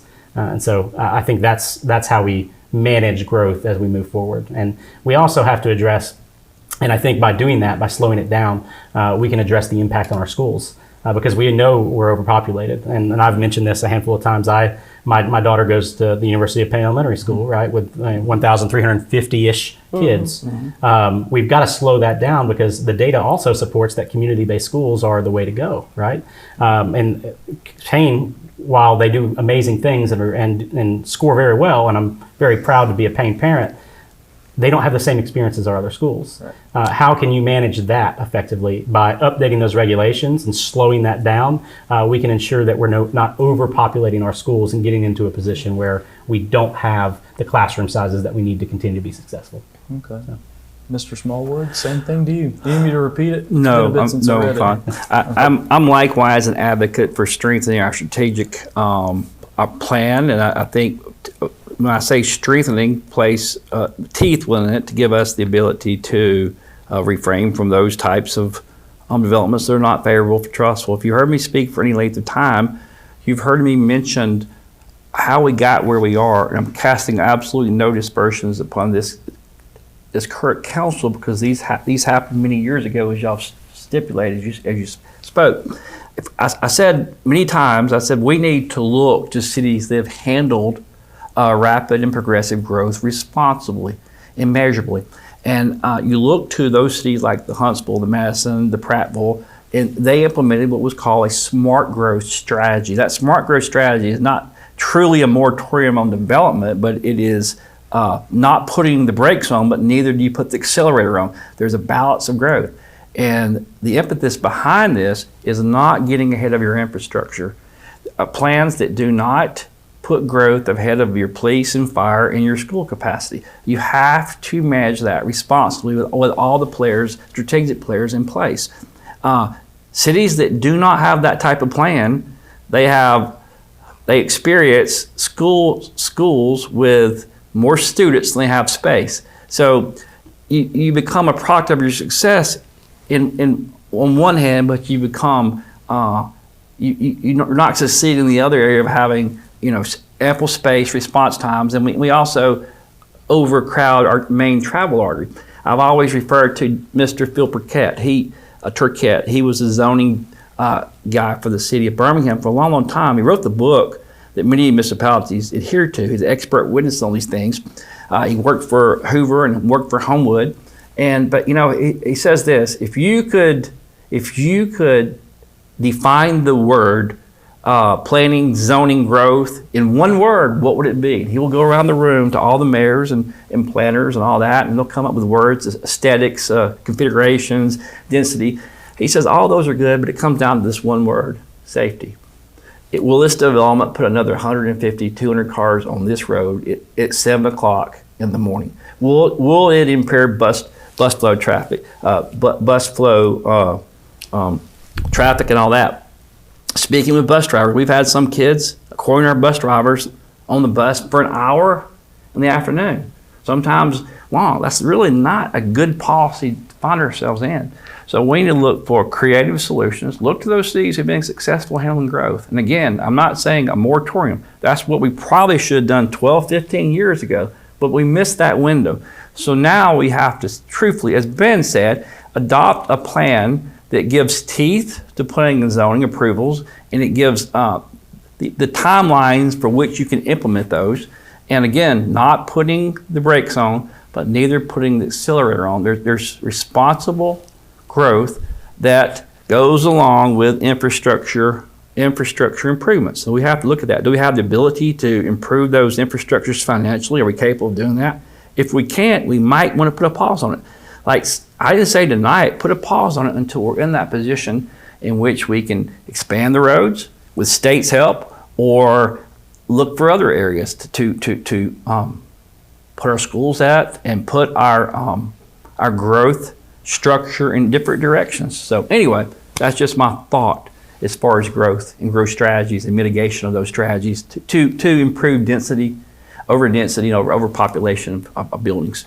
and I will add, because you made a valid point, sure. some of the cities that we are actively utilizing, and we've made changes to our zoning ordinances too to kind of shrink that footprint. So like garden home lot sizes and townhome size, all of those things, we've expanded what those footprints look like. But to your point, the cities you mentioned, I completely agree. Madison, Alabama is one we're comparing to, right? Carmel, Indiana, great example. They are the number one, they are basically the model for the country right now. And then Madison, Mississippi. Those are the three that when we're utilizing artificial intelligence to kind of help us navigate a lot of that and kind of compare and contrast. So that's what's actively being done, and I'm excited to get those documents to the general public. Madison, Mississippi is tremendous growth. They have tremendous economic growth, and it's beautiful.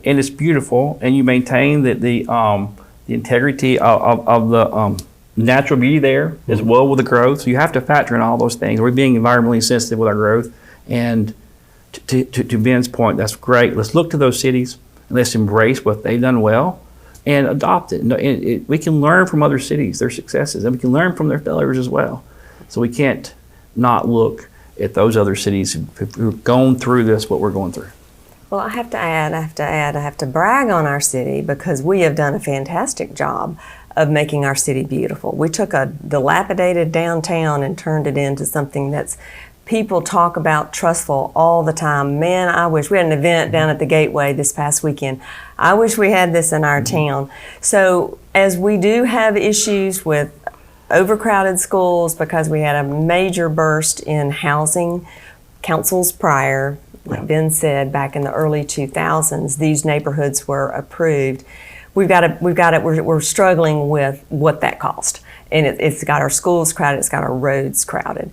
But just a little bit of a Debbie Downer right here about I'm sorry, but I think Trussville is great, and I think that we're doing a good job. We're just having to repair and work with what was done 20 years ago, not quite 20 years, 15 years ago, moving forward. And we can make that happen. Trussville's still a fantastic place to live. It's going to be these are ideas and conceptuals that we want to move forward, and we will in whatever capacity that looks like. But we have to also be mindful of the abilities that we have to get it done, the finances that we have to get it done, and the urgency, and that to me is safety in our schools. All right. Another reminder, just real quick, that this Trussville Mayoral Forum podcast on the Writer's Block is brought to you by Courtesy GMC. Courtesy GMC has made a financial contribution to Trussville City Schools for every vehicle sold. These contributions go to the students, athletics, and faculty, and also fund special projects around the schools. Make sure you visit Courtesy GMC on Edwards Lake Road for all your GMC needs. Community-driven Courtesy GMC. All right, we're gonna do this question 8 here, and after that, we're gonna take a quick break, and we'll come right back. But this one first to Mr. Short. This is about Trussville's historic Cahaba project, which y'all had to know it's coming because I'm asking it. I knew it. All three of y'all know I'm a history guy, so I'm asking it pretty directly. Do you support protections for the Cahaba project, a nationally historic housing development right here in Trussville? Yes or no? And then, how specifically do you protect the historical integrity of this nationally historic area while also respecting property rights? I wish you had the book to give me so I could plug you right now for the model city. We should go it. grab it out of the box over there. But no, I have, it's kind of a regret in a way that we haven't been able to successfully come to a resolution on a historic overlay to protect the Cahaba project so far. But I am an advocate of protecting the Cahaba project, and through planning and zoning, the subcommittee on planning and zoning, I actually sat in and helped negotiate a potential resolution that should come before the planning and zoning board and the council prior to this term ending that would see the creation of a historic overlay. Now, again, negotiated on both sides, right? So is it a perfect solution? The answer is no, it is not. But it is, in my opinion, the best chance we have at finding balance and finding that middle ground to where we have a chance at preserving history in our community. And so what you'll see inside of this overlay when it comes to the public is design standards for the front-facing facade of the home, right? We have design standards published online that are currently suggestions, and Design Review does their very best to educate the community. But we have to be cognitive of every day that passes, a piece of history can be erased, and I don't want to see that happen. So one of my regrets on council so far is that I've not been able to accomplish, because I ran on this in 2020.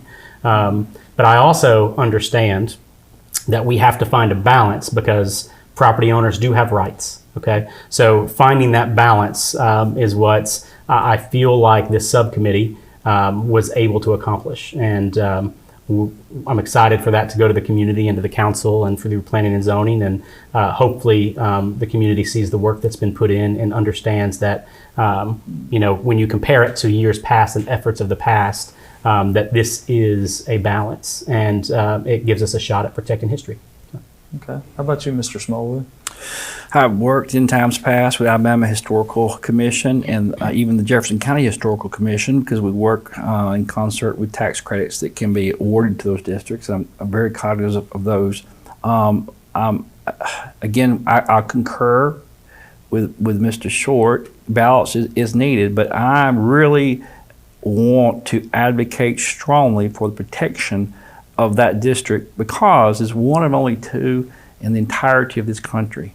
So I think we need to really affirm where and when possible, affirm to keep this intact, memorialize it with some kind of grand plaque, seek further designation with the state commission. I've spoke again with Admiral Natter, who was he and his family, one of the first families in the district. And his family, when they were at the conclusion of their time, were able to buy that. They rented it for a while, were able to buy it. I think he said it was $2,500. His family had a tough time getting $2,500 up. But think about this. They were in Trussville, and both of his brothers were afforded the opportunity to go to the United States Naval Academy out of Trussville during that time. And they both obtained the rank of admiral. If you Google them, it's masterful, their careers and the advent of their eyes coming from this district. We don't even hear about that hardly ever. And he's pledged to me his support. He would like to come back and help us in whatever way he can. He's a noted attorney, and share his experiences growing up there and how we need to protect that, and how a rarity it truly is, a gem it truly is in our city. It's a masterpiece, and stucco configurations, compliance with architectural committees are very important. You have some houses that were, according to their builders, were not able to be rehabbed, and they went to a different format, and some people are upset with that. So there is a balance there in those rare occasions when the foundations cannot be reset. But yeah, I'm a firm advocate of protecting history, because once it's gone, it's gone. Yeah. And I've talked to some of our friends in that community. And by the way, I'm reading your book. It is awesome. I think everyone in Trussville should buy your book. It's great. I didn't do this on purpose. He didn't do it on purpose. I concur with JT here. He did. Like so I didn't do it. Like but it truly is. It truly is. So I think we as a city need to understand what we have here.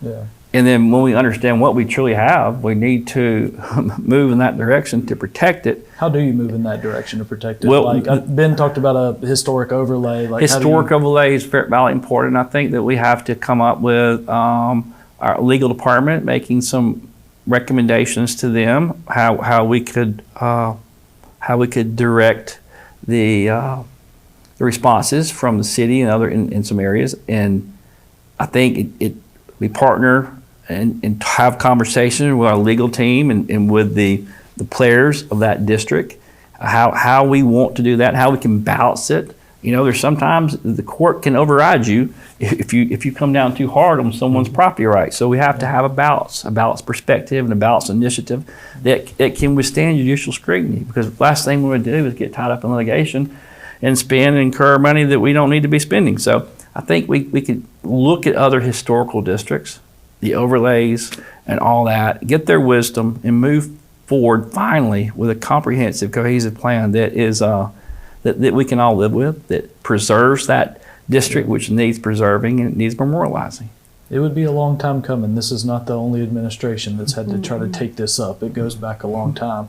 How about you, Miss Bright? Well, I agree with everything. The Cahaba project is a special place. We lived in Charnwood for years and would bike down that hill back when I was much younger and in shape. I could go up and down that hill of Charnwood. But yes, first of all, I want to applaud two different groups. First is Design Review, how they have tried extremely hard to work with homeowners and keep the overall look, especially of the homes that have to be torn down to the ground because of termites and other things. And the other one is the Tree Commission. So I think the trees in the Cahaba district are such a value. I won't say they're equal to the homes, but when I see one that has to be cut down because it's completely hollow inside, you know, because it's a danger, it's very sad to me. I love our trees. But those two commissions, I think, have just done a really good job of working with what they've had to work with, which is, you know, no overlay, the risk of being sued. You try to encourage a homeowner maybe to do it this way, but you have no teeth.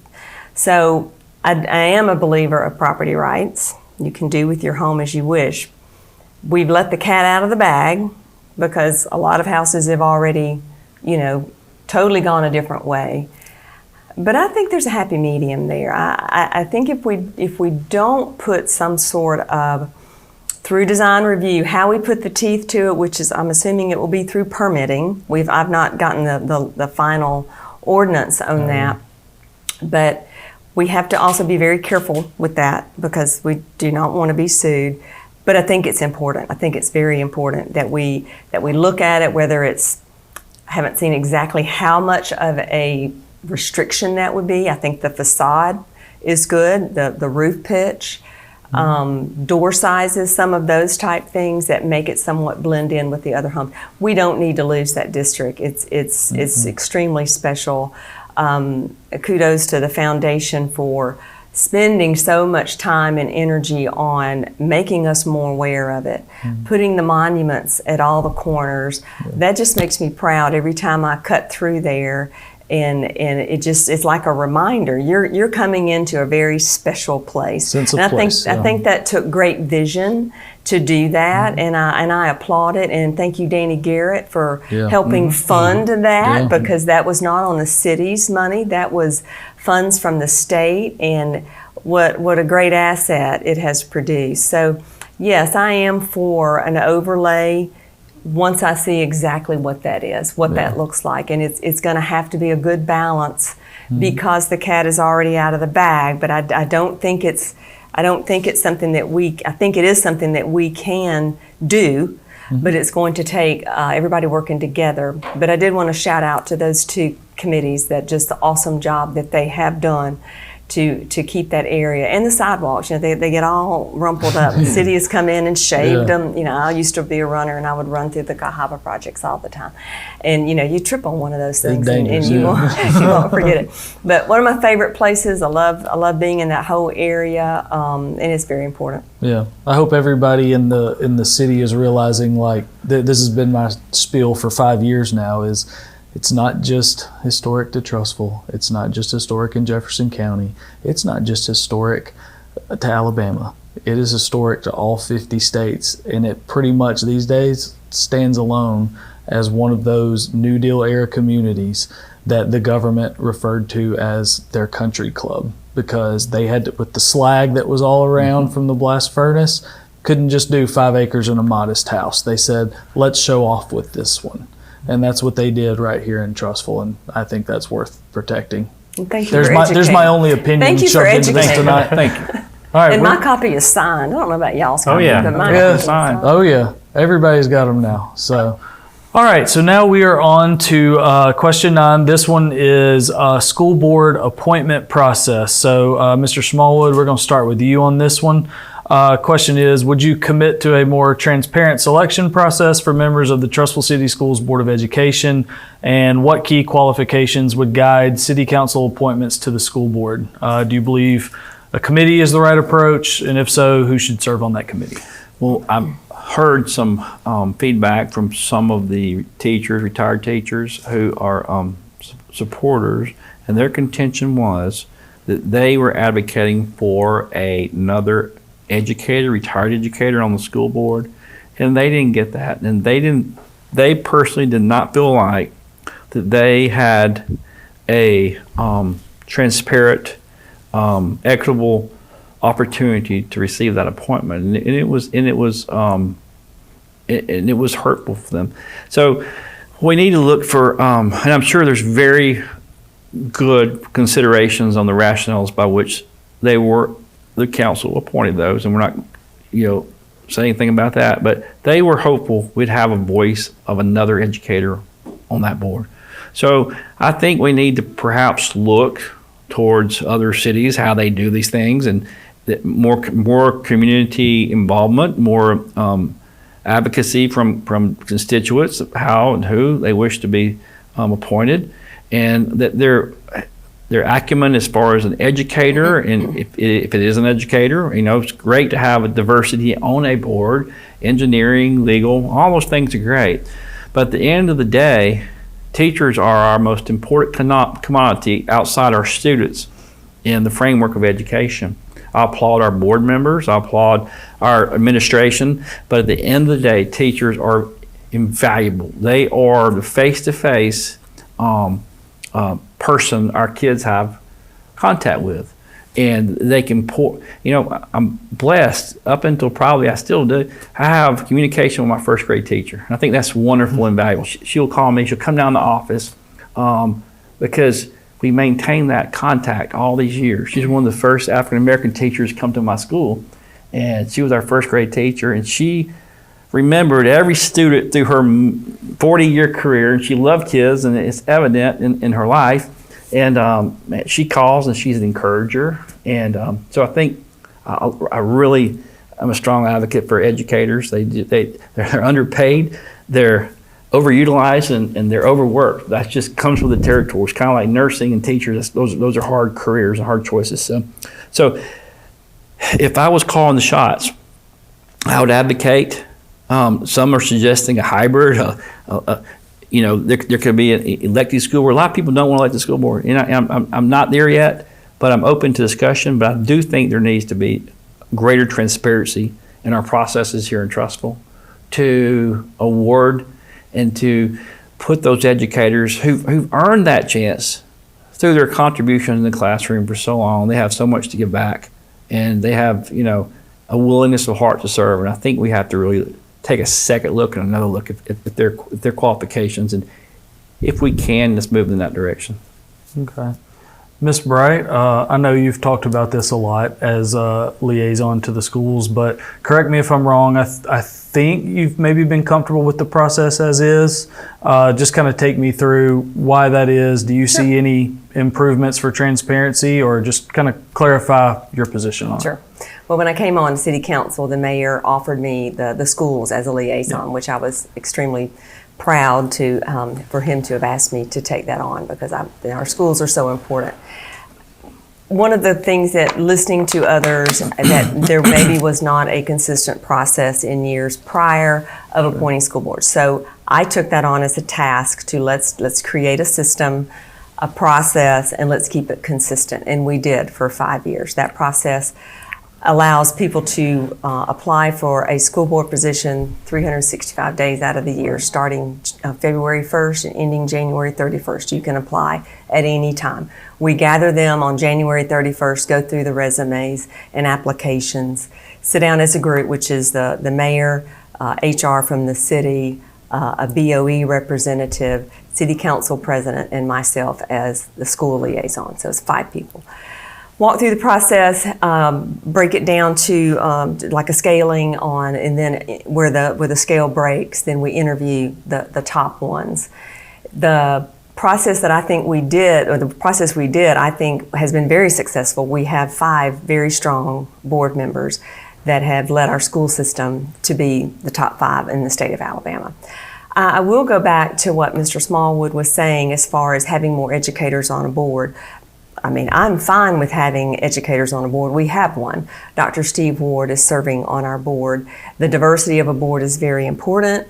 We do not need to have all educators, but that's not the reason a particular educator may or may not have been chosen. part of what we look for not only is what they can bring to the table with their career background, but is what have they done in the community? Have they served on a board? Have they done leadership Trussville? Have they participated with chamber? Anything. Yeah. And the ones that typically we do not bring on, maybe they're highly qualified, they didn't have that piece. We have one of our board members that he interviewed 3 times. He applied 3 times before he was chosen the 3rd time.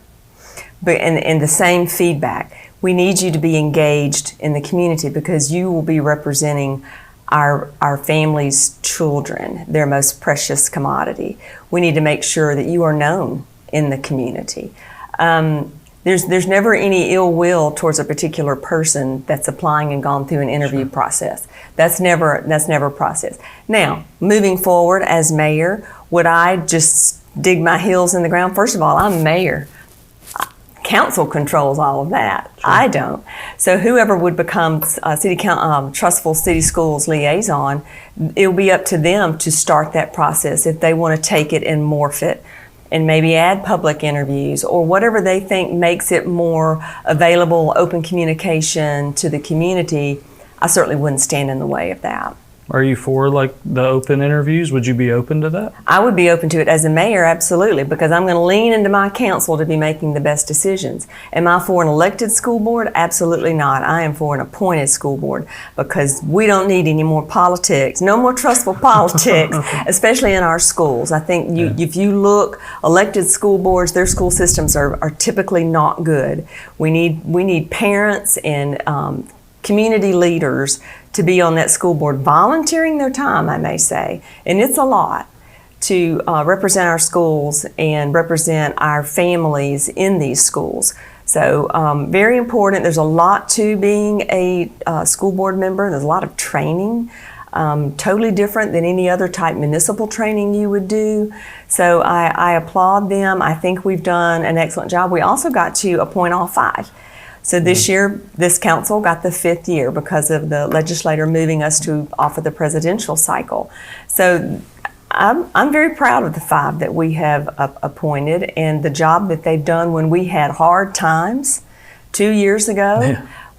They stood up and took it and changed and morphed and represented our community extremely well all through that process, which was probably the hardest thing that I had to witness as a city councilor, to see our family struggle. So my prayer and concern will be for that to never happen again, and we stay strong with our BOE and our superintendent interactions.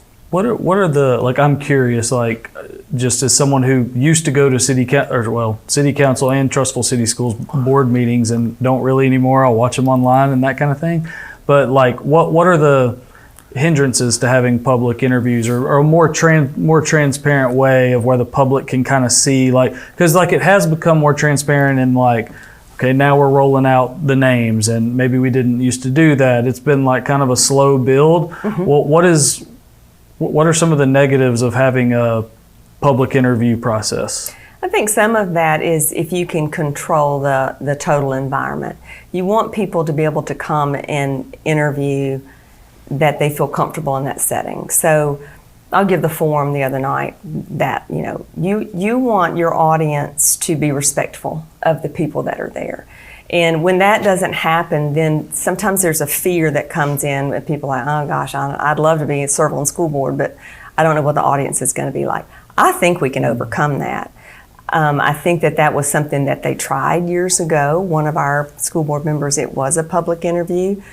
I was not present, but what I was told is that it was a struggle. So we stayed away from it. Now, can we move, this was years ago, can we move into that now, even if we just have them by Zoom? I don't know what the next council liaison is going to come up with, but I have faith that we will come up with something that is comparable to all people in the community. But I will say that was the fear, was how you control the base. We interviewed our school superintendent in a public forum, and that went well. So that was something that I was able to witness and saw that it went well, and we obviously got a great superintendent. So no, I wouldn't be totally against it at all. Okay. Ben? Yeah, so I'll simplify it. We did run on a consistent process, and we remained consistent, and I can't argue with the results, right? So, but do I feel like changes need to be made to the process? Yes, I do. And so this is what I would suggest and advocate for, because Councilor Bright is correct. It is going to come down to the next council to determine, but obviously American influence the council in some form. And so what I would like to see is a change of the makeup of the individuals that are reviewing resumes. I don't believe a sitting school board member should be a part of the process, because that puts them in an awkward situation where they're making a determination against one of their colleagues. And so that could, I'm not saying that bias was put into that, but that could create a situation or perception of bias, right? And so I think that needs to change. I think that's where we bring in our outside educators. We can utilize resources of individuals that aren't part of our system to help us narrow down the resumes. So I would propose a committee makeup of the city council liaison. It could be a part of that, but other outside educators and other individuals within the community that aren't part of that education community. But I feel like you get that group to narrow the resumes, you narrow it down to 3, and then you publicly interview those 3. The council publicly interviews those 3, because ultimately, would that be at like a city council yes, meeting, open meeting laws? Yes, recorded open meeting, and I think it becomes very clear, and that provides the community confidence in the decision that's being made. Because they weren't a part of the interviews that we've conducted over the past 5 years, but had the interviews been public or recorded, individuals could see that the decisions that were made were in the best interest of Trussville City Schools, and that's really what it's all about. But I say the council as a whole should collectively be responsible for each and every appointment. While I don't have any thing else to really add beyond that, I think that the council, the voters should hold the council accountable, and if they're not voting each and every time, all of them collectively, it's difficult to hold them accountable in that regard. But I also believe that the community will see, if those interviews are public, that the council is making the best decision, and it'll be evident based on those public interviews. Anybody have any follow-up? I do. I would do as well. Go ahead, Miss. I defer to you. I will say the issue of not having anyone from the school board on that interview committee is every single time we have someone come and interview, we ask, do you have a question about what the requirements are to be a BOE member? Every time, multiple questions to that Board of Education member that we can't answer. And those are important questions because the interviewee typically does not know what a board member's responsibilities and duties are. So it's key to have someone from that board sitting on that board, because they're the only ones that really know the day in and out of what a BOE member does, because they are the ones that have gone and gotten the certification in that requirement. You are required to go and have certification through the state to be a Board of Education member. So I will have to disagree with Councilor Short. That is very important, because the rest of this group cannot answer those questions. So that person might be misled on what the responsibilities and requirements are for a Board of Education member. And the counter to that, before Mr. Smallwood responds, in my opinion, would be that anybody that's interested in applying for that position should be doing the research, should be actively going to the meetings and understanding what the role of a board member is. And so I feel like you can also have a board member available to answer those questions should those questions come up, but they should not be the voting member in my mind. So we can agree to disagree. We agree to disagree. That's right. Mr. Smallwood? I actually concur with Mr. Short. I believe the avoidance of any type of bias from one board member in his or her selection or not selecting that person could be prevalent down the road. But I also like to further suggest that we entertain the concept of term limits to give other people a chance to serve on these boards, because we gain the widest range of expression of ideas and historical reference points. So I think we need to broaden our horizons and perhaps think about limitations or term limits on board appointments. Okay. For sake of time, let's go on. All right, next personal question. Back to you, Ms. Bright. What is your biggest regret of your first term on the city council and why? And then we'll get into what did you learn from it? Is there a way to atone for it if you're elected as mayor? Probably my biggest regret, or my hardest time, I've already mentioned, was our situation with our school board and our superintendent. That was extremely painful to, as a council and as a city school liaison, to witness. But I stand behind how we handled things moving forward. That was a time where we sat through a 3-hour council meeting and heard parents, and we didn't leave until they were done. And that's exactly what we should have done. Board of Education meeting was the same thing. Hours of families coming in and sharing stories with us that we really were not aware of. So it was eye-opening, it was growing, and I hope that we never allow ourselves to be in that position again. So I would think that was the hardest thing that I had to walk through as a city councilor, as a mom, as someone who had raised all their children through the school system. It was really hard to see that. So that would be the hardest thing for me. Yeah, that'd be the hardest thing. Anything you've taken from it that you think about even now as you make decisions? Absolutely. Open communication would, I don't like the word transparency. I think it's just worn out. That's how I feel about the word progress. Well, there you go. I like open communication. Anyway, yes. So Dr. Martin has done a fantastic job, but let me just stop right there and say Dr. Neal took on our school system at a pivotal time and did great things. So I'm not throwing anyone under the bus whatsoever. But the situation that maybe the communication part was missing between the Board of Education and the superintendent and other administrators, the whole thing. But we took it, we righted the ship, and we turned it around. Things are completely different now. We had Institute today, and it's like night and day. When Institute, for those that don't know, it's just like the beginning of the school year. So all the the teachers and administrative staff are there, like a kickoff to the school season, and it was very entertaining today with Family Feud. But we did learn a lot. We learned a tremendous amount, and we walked through Alabama School Board Association, their requirements, and we learned a lot from that on how to interview for a superintendent. And that included the community. There were surveys done. So yes, we learned a lot from that process. Yeah. Sounds good.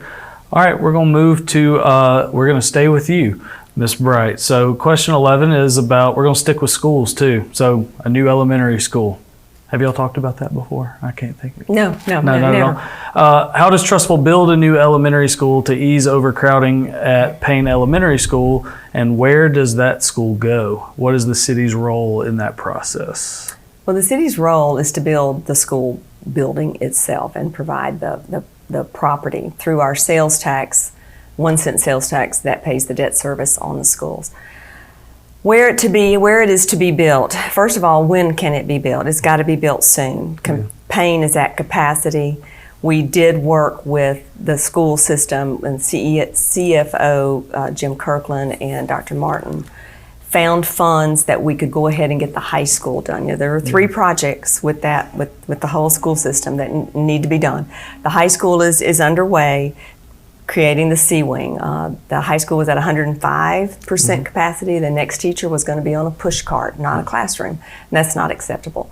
That will be taken care of. That was the least expensive project and the most urgent.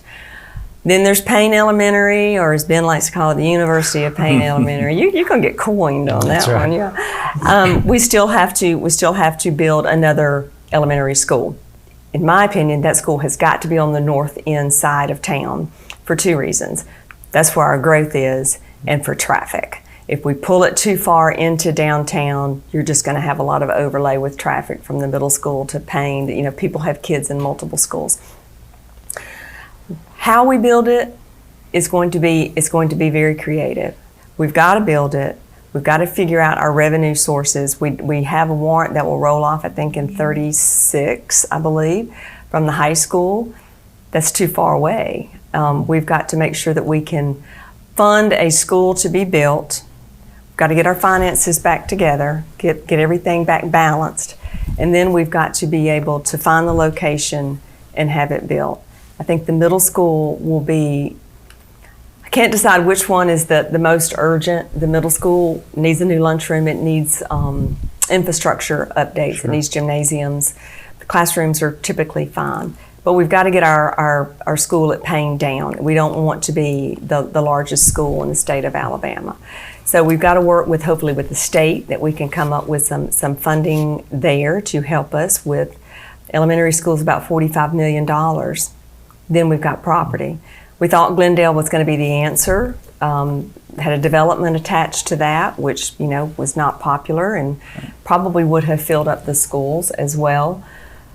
Then Glendale became very expensive to develop on our own, so we sold it. So that property is no longer in the equation.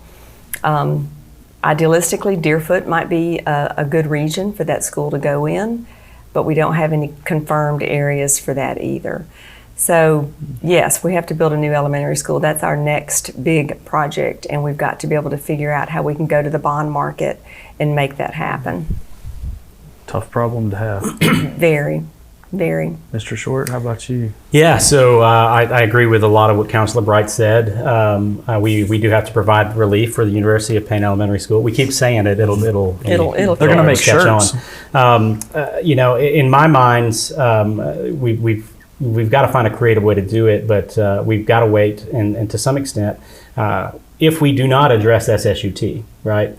Because if we address SSUT, we infuse that money back in and change the distribution model, and then online sales, the school gets to take advantage of part of that. Because right now they make nothing, right? They get nothing from that. So if we change that distribution model to a more equitable distribution, we can put those funds to the side in order to pay for one of the two projects, in my opinion. The other projects, to Councilor Bright's point, we're going to have to wait, and that's what I was looking at a second ago. I was looking at the debt service for when Magnolia and Cahaba fall off. I think that one falls first, but we're going to have to wait for debt service to fall in order to go to the bond market and pay for another project. So SSUT has to be the focus. I think that is the ultimate fix for a lot of the stress that the city finds itself in right now. But if SSUT is not fixed, we are going to have to wait for the bond market and wait for that debt service to fall before we can go to the bond market, because there is a constitutional limit on how much debt the city can incur, right? And we don't want to get up to that limit. We want a healthy buffer between that. So that's how I see it. But the elementary school would be the priority, in my opinion, first, and then the middle school would be the secondary need. Okay. Mr. Smallwood, same question, but I'm more curious too from you, like with no new taxes on the table and you being Jefferson County tax collector, how can your experience lend itself to the question of opening a fourth elementary school if no new taxes, that kind of thing, are on the table? I'm curious how you would go about it. Yeah, with encumbrances upon our ability to go to market right now, unfortunately, we're going to have to address, number one, our finances as a city, as I've alluded to earlier, and get ourselves as quickly as possibly on a financial plane that allows us to proactively move forward, to look at the markets as fast, as rapidly as possible. But also, we're going to have to be at the mercy of our legislative delegation here. I've reached out to them and had some preliminary meetings. I'm sure, as Councilor Short and Councilor Bright have done it likewise, and we have some assurances that that's going to be forthcoming.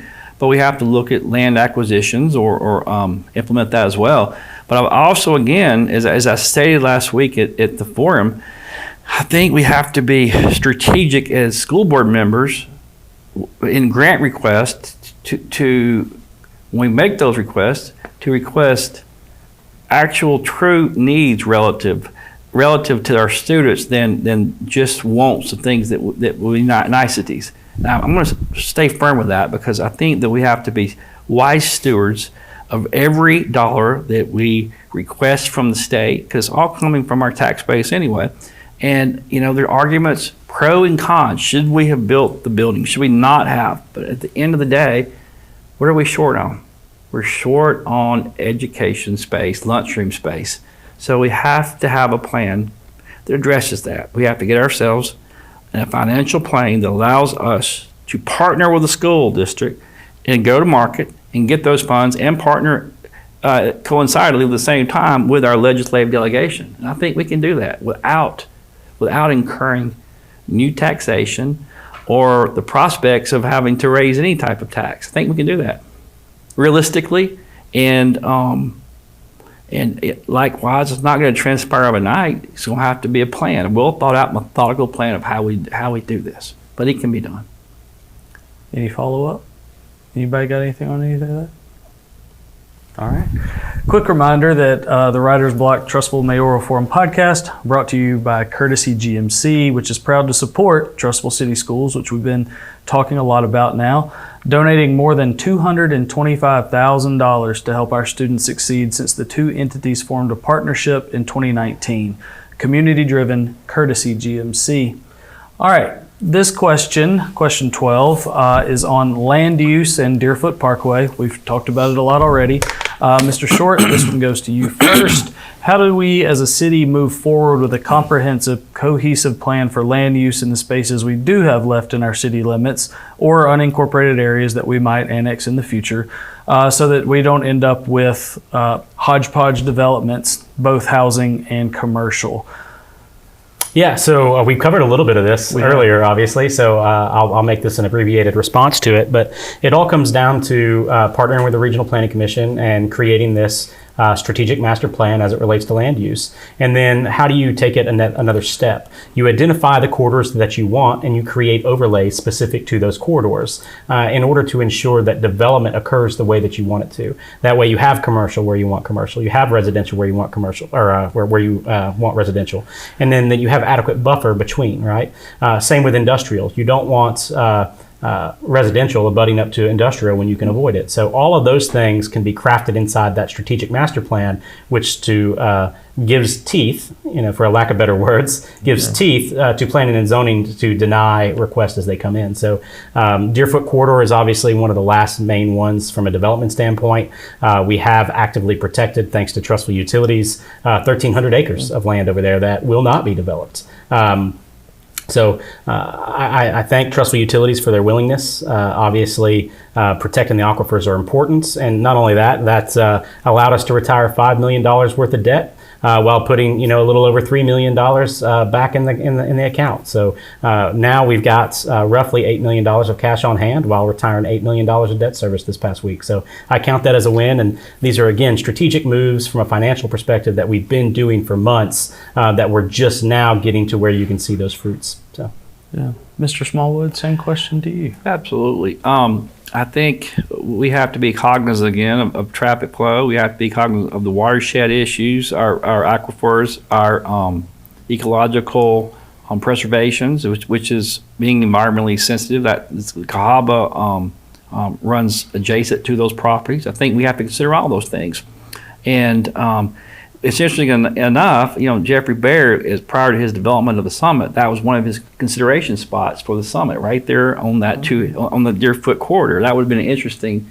Talk about traffic. Wow, that would be such a contribution to traffic number if that would have transpired.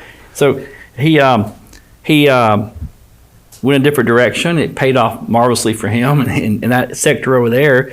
But man, there's a lot of potential. There's a lot of potential.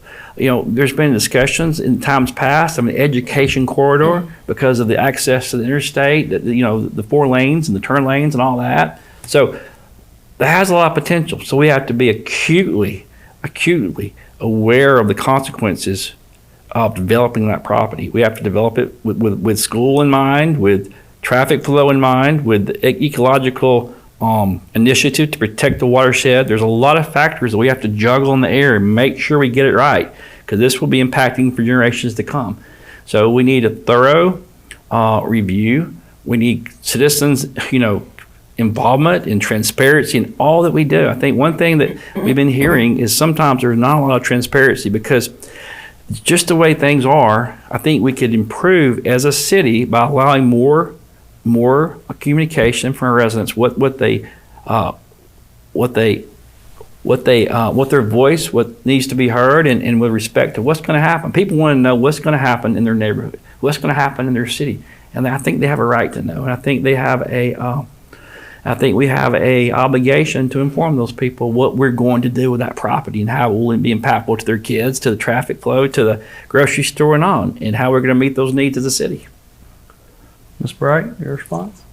We've touched on most of this already, but just something that we haven't in this question touched on. So we have a downtown overlay, which protects our businesses, which protects housing there, what type housing. That's the only area that we have short-term rentals, which is very important. I was very glad to advocate or be a part of that, because I think it's hard to have short-term rentals in a regular neighborhood. You know, you want to protect this person's right to have their house as a business, but at the same time, the person next door, they may not want your short-term rental right next door to them. So I think having overlays are very good, which would, as Ben would say, and I have too, on having some sort of regional plan across the entire 35 miles of this city. So all that to say, we don't have a lot of land left, and we need to be very, very careful how we develop it. I said earlier, you know, housing needs to go in a certain area, and commercial in a certain area as well. We don't want them to butt up. Sometimes that happens. We've done a very good job to have not had a lot of that in years past. We grew so fast. League of Municipalities said we grew 83% in 20 years. I mean, that's unheard of. And so some things maybe didn't go the way they should have, but trying to take that now, it's never too late. We can always go and plan and move forward.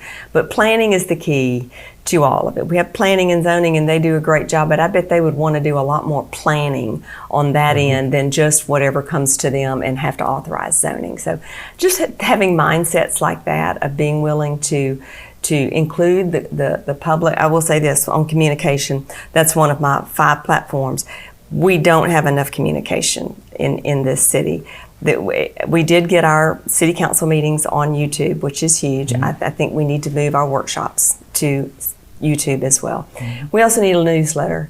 So talk about an opportunity for when you do have meetings that are planning. You're going to have a newsletter that comes in your email, and you know what's coming up. It's in your email. If you choose to sign up for it, it's there.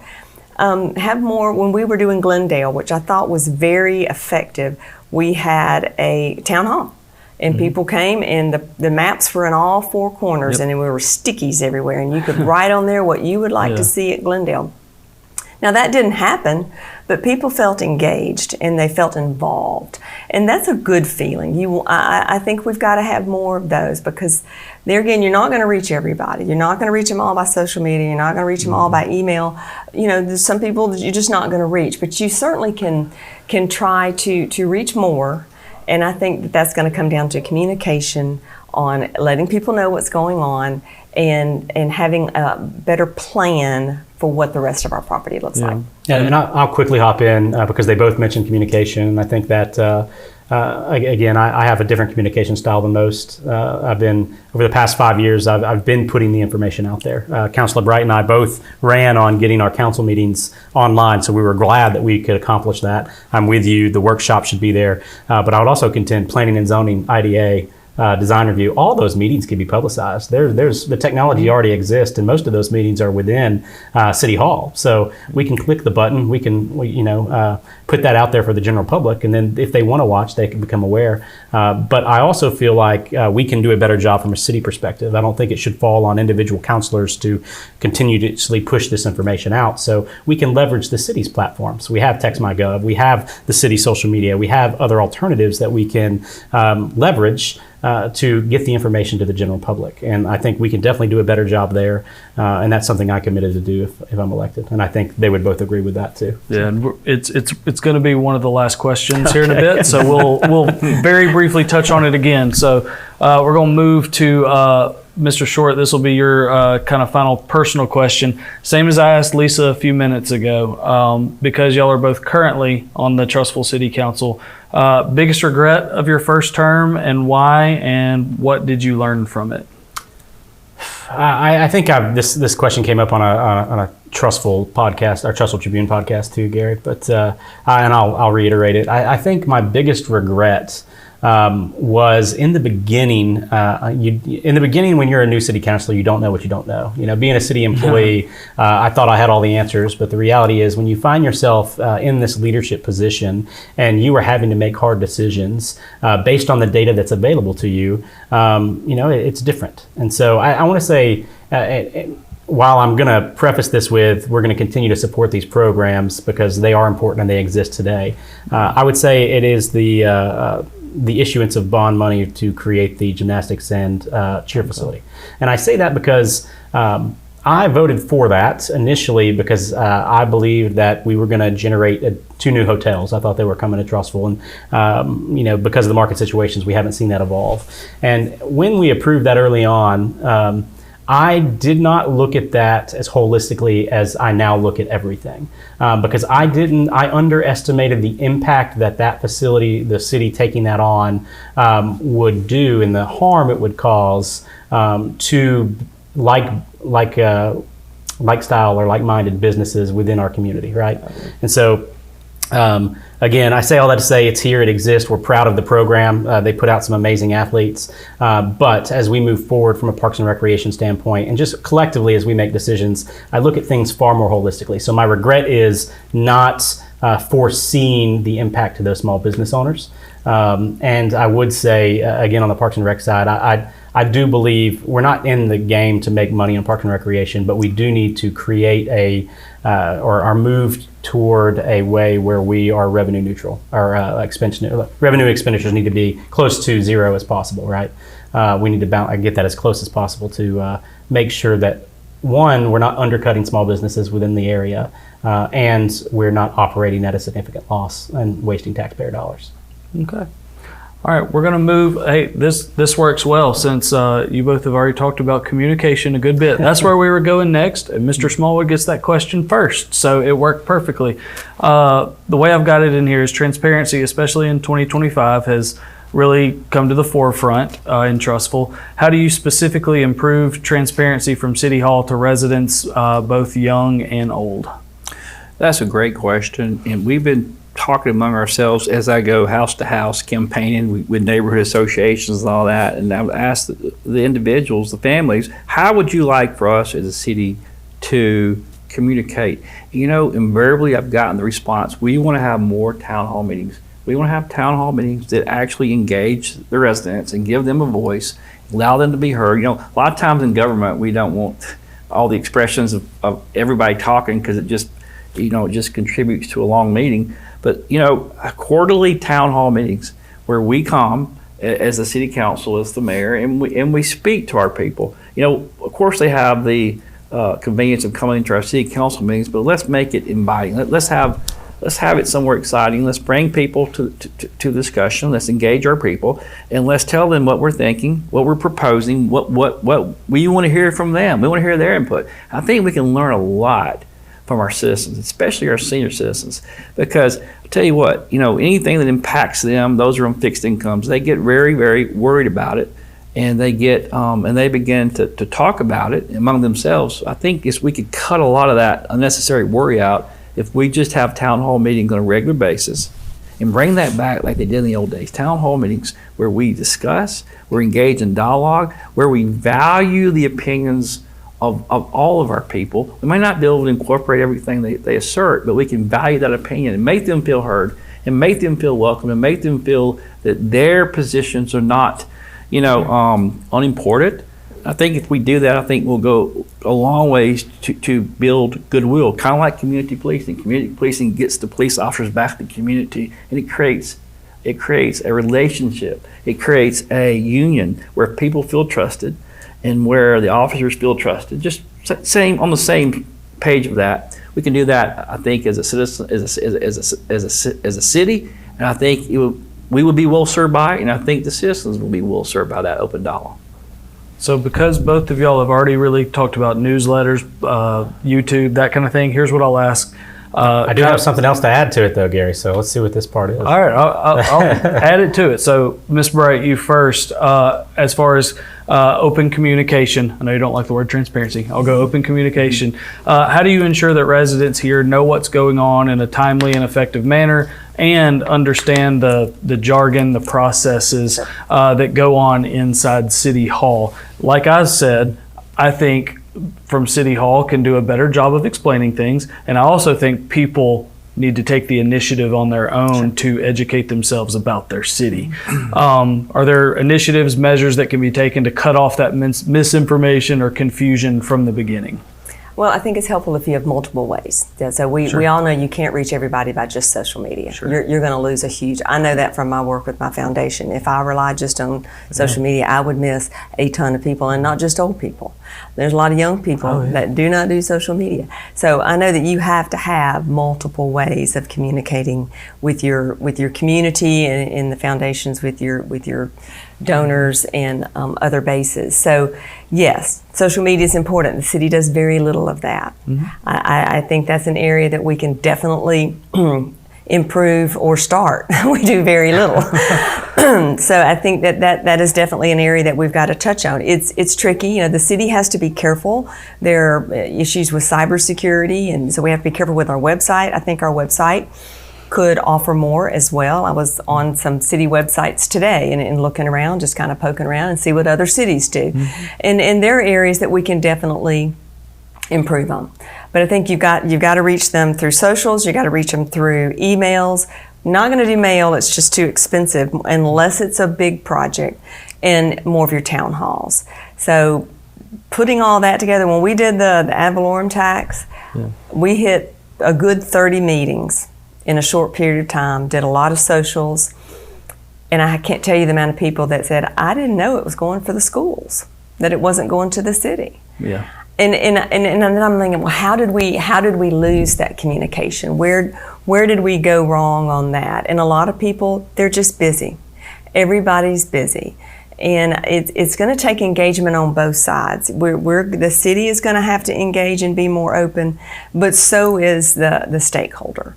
They're going to have, and I think we can maybe do a little bit more through our businesses and trying to get messaging out especially when we have big projects coming up. Sure. Our public buildings, where we have that newsletter sitting out at all of our public buildings for those that don't want to do things like that. We've got to do better because they're not getting the message. Yeah. And so we've got to look at multiple ways of getting that communication across to people. Okay. Mr. Short? Yeah, so I don't disagree with anything that either one of them said, but I would add, so when funds become available, and I've campaigned on this and talked about this, I would like to see the addition of a public relations director, a true public relations director, to help with the messaging. I think that would be advantageous. If I'm elected, I would serve in that role until funds became available. It wouldn't be the priority, obviously, over public safety or any of the others, but things that we can do immediately that I think would improve communication and transparency is, again, publishing those meetings online on YouTube, but also some changes to the website that outline, this is the council's agenda packet. Here it is for you. You can see it. You get the same packet that the city council does, with the exception of executive session type stuff or legally protected data, right? But Jefferson County Commission does it. They publish it. You can see it well before the meeting. And I think we've got to do a better job, and Councilor Bright can attest to this. We've got to do a better job with our department heads of ensuring that we're getting the data in a more timely manner, so we're not getting our council agenda and packets late in the game, right? Yeah. Because we want to be able to digest the information within it. So setting clear boundaries and deadlines for department heads. And then we publish those online, planning and zoning, council meetings, all of that. You can see the packets, designer view as well. You can see the designs. It's all there. It's all public information anyway. We can redact, POI, personal, or PIO, personal identifying information out of it, of course. But simple changes like that, I think, doing a better job of summarizing projects when we look at workshop and council minutes, I think that would be more advantageous as well. So little things like that, I think, will go a long way. Obviously, social media, town halls, all of those are great ideas, but implementing a combination of all of that would be the way to go. I like all of your ideas there. The more communication, the better. All right, we're going to move, Mr. Smallwood. This will be your last personal question. We're going into audit stuff, but I'm going to ask things a little bit differently. Like everybody at this point knows about unreconciled accounts, non-compliance, all these things. Trussville residents and critics have questioned whether this record would affect your oversight ability as mayor of Trussville. What specific reforms would you implement to ensure no such oversight failures happen again in Trussville's budget process? And should Trussville residents trust your judgment as mayor given those findings? I'm going to push back on the narrative that was propagated by an individual. He's certainly entitled to his opinion, but he is not entitled to the facts. And the facts are these. The facts are these, which are we've held a 99% collection rate over the past 20-something years. It may have dipped down to 98% one year during the decline. And we also have balanced every year to the penny with the state comptroller. So you factor in our collection rates, you factor in our balancing every year, you factor in that we were in the positives.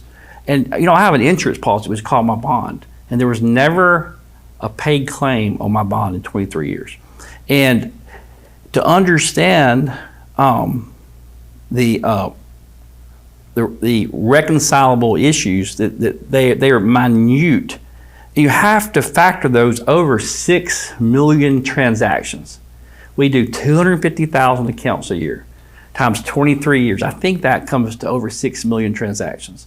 So our error rate is incredibly minute, but that wasn't factored into the coverage. And I think that was the attempt to punch holes in my legal or accounting acumen, which has been upheld by the Attorney General's opinion, Alabama Supreme Court, and many 10th Judicial Circuit renderings and verdicts. So I think we have a stellar record overall. I get 2 hires in an office. The other hires are hired by the personnel board. So let's think about that. And also, we transitioned from a manual register to a electronic system where it was held online, and some of those transactions were rounding errors by the software, and some may have been 2 cents off or 3 cents off or 4 cents, but the way that the article was written was not contextually balanced. It left out really crucial things. There was never a penny lost. There was a 99% collection rate. So again, he's entitled to his opinions, but not facts. The facts stand complete, and we have an excellent office, even though we've had hiring deficiencies in times past, not being able to hire the sufficient staff, and going through reduction in force, going through a DEI thing through the county, which they would hire people and send them to us. We could not look at their resume. They didn't do backgrounds on people, handling money. That was a horrific time. But in spite of all those, we prevailed, and we've never had an issue with any city, county, state offices not receiving their money. They all received their money. This whole thing was taken out of context, and that's the reason there were no credible news. I've dealt with the New York Times, I've dealt with the Washington Post, AP stories for years, and there's a reason no one published this, because it was 2-cent rounding errors, 3-cent rounding errors by a computer program. But he left all that out of the narrative, which is completely false, and it is an affront to our employees who do a good job day after day after day. He's laying his hat upon what the examiner said. The examiner, it was his first time to audit on the new software. He was asking us questions. So let's think about those things. But unfortunately, he didn't lay it out that way. He laid it out to attempt to push back on my insistence upon for a forensic audit.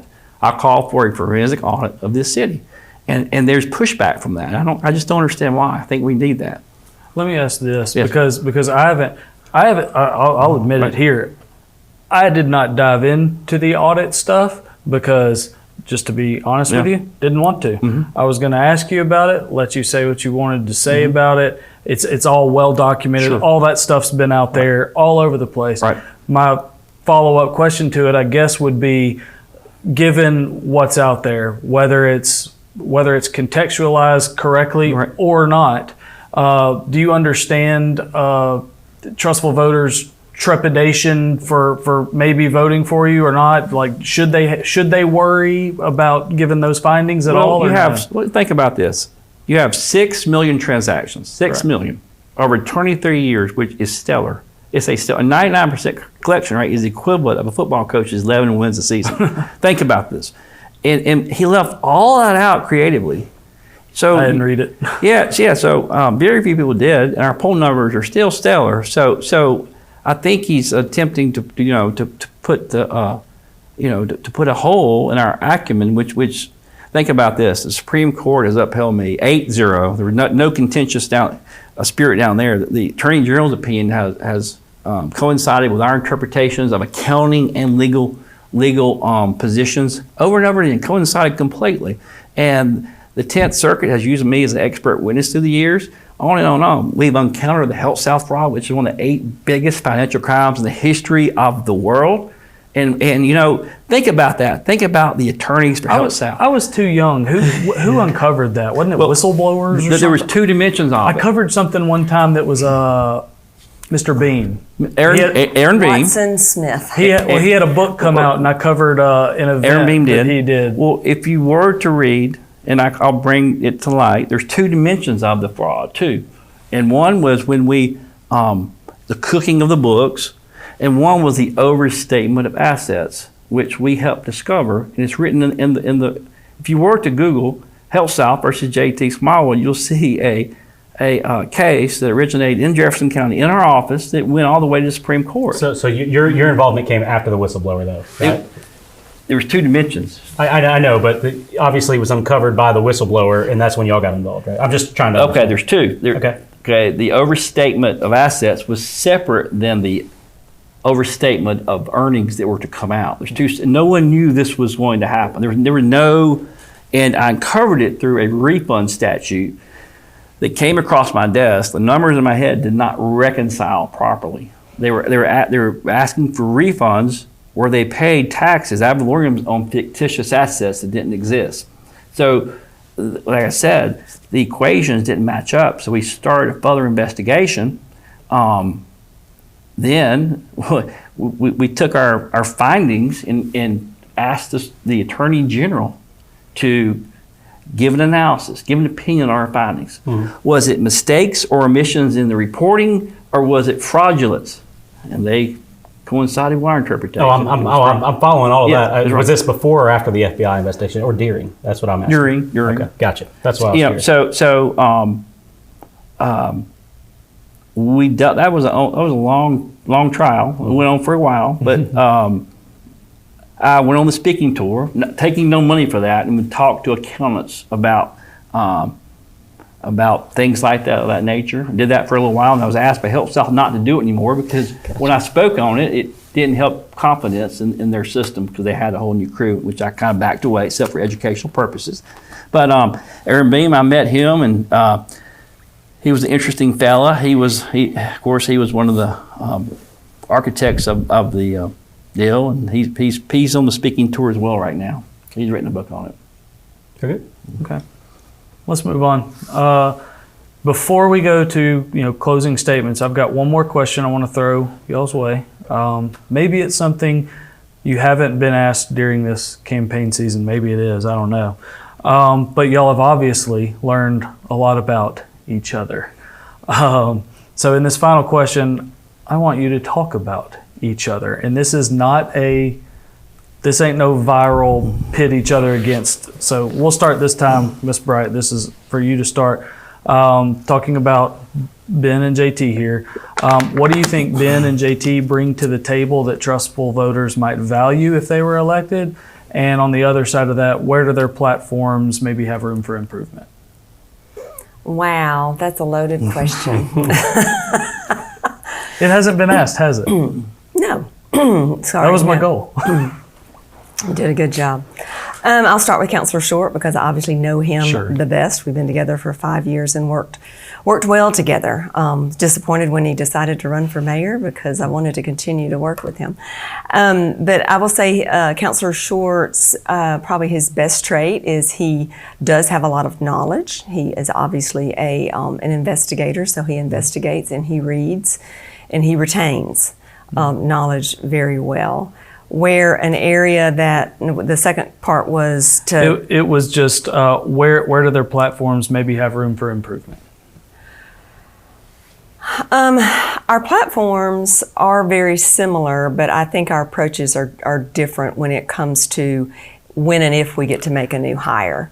So my approach is through economic development. I think that is key, because that is going to bring in revenue to the city. So I think where we differ on approaches of accomplishing our plans is Councilor Short is looking more towards a public relations person, which does help with communications. Sure. But I think if I've got a list of priority, it's going to have to be economic development, because that's what's going to bring in the revenue that we need for the city to be able to move forward. It's going to help us build the strategic plan. It's all in layers. So building that plan out from planning and regionally and strategically overall of Trussville, being able to implement that plan. A mayor's job is extremely busy. We've got 300 to 350 employees, depending on where it falls in the next few months. Early retirement and summer jobs rolling off. We've got to have someone that can spend a lot of time on that. That's an extensive piece that I feel like Trussville is missing. So our things that that will complement Councilor Short on is he does retain a lot of knowledge. I think what I have that counters that is I have a lot of wisdom because of life and knowing how to maybe work with people, talk with people. I think those are my strengths, and I think that would be something that we just maybe might differ on just a little. Okay. And now about Mr. Smallwood. I don't know Mr. Smallwood very well. And so I will say you came in on this campaign kind of in a negative tone. So if I have to go that way, I just have to go that way. So coming in and accusing council of doing X, Y, and Z as far as, spending money, on your sheet, you passed a garbage fee, you passed a sales tax, called Councilor Short and I rhinos, Republicans, in name only, which is an acronym for rhino. I'm not a rhino. My daddy took me to vote when I was 18 years old, and I voted for Ronald Reagan, and I voted Republican my entire life. So when you or your campaign, whichever it is, comes in and makes negative connotations like that, that doesn't sit well with people that have been serving for 5 years in this place. Now, your attributes, you understand taxes. You definitely have that is very positive for possibly things in Trussville. But like I say, I don't know you, and you came in on a negative tone, so it's hard for me to come out and to know what to say that would be positive in a mayor's position other than what you currently do with your job as tax collector. I'm sure you're a good person. I think that maybe that's the politics involved in you being a politician for so many years, that's your approach in entering a race and entering a race late, where, late compared to what we did, which was probably early. Oh, early. Very early.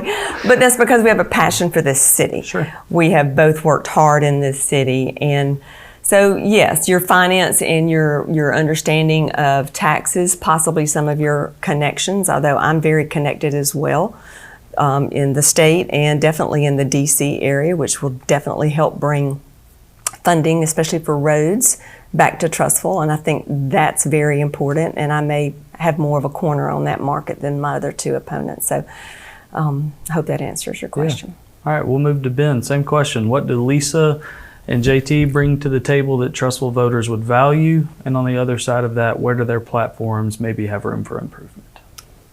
It's hard, isn't it? This is a. So I I'll start with Mr. Smallwood.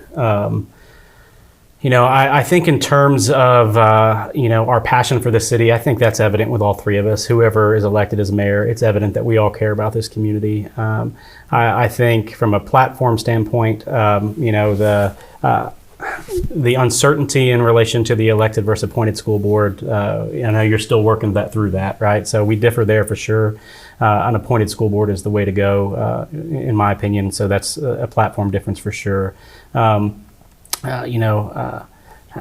have approached this campaign in a positive way this entire time. So I'm going to continue to do that. I don't think that there's a reason to take a negative approach to this. So let me talk about some positive attributes about Mr. Smallwood. And I'll say I am an investigator. I'm a researcher. I am someone who operates in the background, worked for an intelligence unit. I was fortunate enough to be assigned to the Jefferson County Metro Area Crime Center and worked intelligence for a number of years for the Trussville Police Department. And it's all about developing relationships with individuals, and that's how you acquire information and get things done, right? And I think that that's a benefit that you have. You have 20 plus years of relationships at Jefferson County. I think that there's an advantage to that. And I would also say you are a very well respected and liked individual in the circles that I have communicated with about you. So now I'll go over to Councilor Bright. In terms of policy differences, you're right. We are pretty close in our approach. And so again, I think communication style is different. I think while I do want to bring in a public relations director, I think city planning is my primary focus. That would be number one for me. The public relations addition is to just improve communication, because I think we can be effective in that. And I think there's a benefit on the economic development side too, but we do differ there. That is your priority. That is a skill set that you have. And your connections in Washington, that is undeniable. That's what separates us. I have, whereas I've been a city employee and know the inner workings of the city probably better, your connections in DC and the state are unmatched in my opinion. So, and in terms of just the respect I have for you, both of us running for mayor is a little awkward. I know I frustrated you. So, but again, it comes down to we both care about this city, and that's undeniable. So I want people to see that. The respect that I have for you, Lisa, and your family and your foundation and what you've accomplished, that it's just an amazing. So does that answer it? I think that's probably the best way to leave it. We'll move to Mr. Smallwood. Same thing. What do Lisa and Ben bring to the table that Trussville voters would value, and where do you see potential improvement in their platforms? I think I've had one conversation with Lisa, and I walked away understanding that she is a zealous advocate for addictions, and I think that is remarkable, and I applaud her involvement. I applaud her resolve in pushing through the barriers and the layers in creating understanding in our community. I think that's just remarkable, and I'm a very close friend of her son-in-law. He's been my dentist for many, many years, and the entirety of my family. And, I have his number, and if there's ever a dental emergency, he always responds like that. So she comes from a remarkable family, and I honor that family and the work that you have. And I appreciate all you do for the city. And sometimes spirited debate and campaigns sometimes push nerves, but there's never any intent from my point. I want to see good governance in the city like you do. Ben, you're a remarkable young man. I think that you're great. I think you're good at what you do. I think you're very intelligent. I think you're very smart. And I think you have the best heart, as does Lisa, for the city, and you want to see it go forth. I don't make any apologies about my history. My dad was the first full-time prosecutor in the city of Birmingham. He rose to be awarded one of the top 8 judges in America. I come from a law enforcement background. So I've been around for a while. But on that journey, I've gathered wisdom, I've gathered experiences. Any given time, I've been a resource to teach and to learn from mayors. Go to lunch with them all the time, all over this county. And they're all probably fighting the same battle. Budget restrictions, resources, and it's about drawing upon our experiences, drawing upon our wisdom, drawing upon our heart for these people. And I think any one of us three would do a marvelous and wonderful job in that. Either one of us three. And I want to pledge my support. If you were to win, I'm going to be your advocate. If you were to win, I'm going to be your advocate. And I think we can find common ground. I think we can find things that we all agree upon to push forward. We may have our differences, but you know what? This city comes first. These people come first. The public responders come first. Our school kids come first. Let's put those ahead of our politics and pledge to work together in whatever capacity we find ourselves in at the end of this election. Any room for improvement in their platforms? You know, we can all grow. We can all, acquire wisdom on our journey, and I think that we all are. So I'm not going to cast any aspersions upon their skill set. They come fully ready to go. We just have sometimes differences of opinion, but they're quite capable, and their acumens are quite successful. So I applaud both of them. I'm glad we have 3 good candidates running for mayor. Wasn't that therapeutic for all 3 of y'all? A nice little moment. Kumbaya. Kumbaya. All right, we're at the end here. Each of y'all will give you about a minute if you want to make a closing statement. Summarize your whatever you want to do. Summarize your vision. Speak directly to Trussville voters. Clarify position. Whatever you want to do. Ms. Bright, we'll go with you first. First of all, thank you. Thank you for your time. Thank you, Courtesy, for sponsoring this and putting this on, giving the residents of Trussville one more look at all 3 candidates. We've talked intensely tonight about our platform, so I won't necessarily go back over that other than I have 5 things, and it's schools, public safety, economic development, infrastructure. We really haven't talked much about infrastructure. That's huge. We've got to get something done on Highway 11. I've recently gone to Washington to try and advocate just for the day, flew back, advocate connecting roads to pull cars off of Highway 11. We've got to do that. That's going to take federal money. We cannot do that as a city. That's where I feel like my strength is. And then, of course, communication. We've got to be able to have more open communication. My heart is to serve this city. I have 0 agenda. I don't need another job. I have a job. I have family here. I can stay extremely busy. But I love this city and I want to serve it. And I feel like we're at a pivotal point where my leadership would be very well suited for this particular job. So I'm in the community. I've been in the community my whole 36 years living here. Businesses here, family here. Love how we've grown and see the growing pains and feel like I have a good understanding of how we're going to be able to walk through that. So again, thank you for the opportunity, and I ask for your vote on August 26th to be the next mayor of Trussville. Sounds good. Mr. Short. Yeah, so again, thank you, Gary. Thank you, Courtesy GMC, for sponsoring this. I have had the opportunity to be a full-time city employee. I was 10 years as a police officer, detective, and public information officer before serving on the Trussville City Council for the past 5. So 15 years of service to this community, and I just want to continue to serve it. I think I have the experience and the insight being a city employee for as long as I was that can really help us navigate the challenges that we find ourselves in now.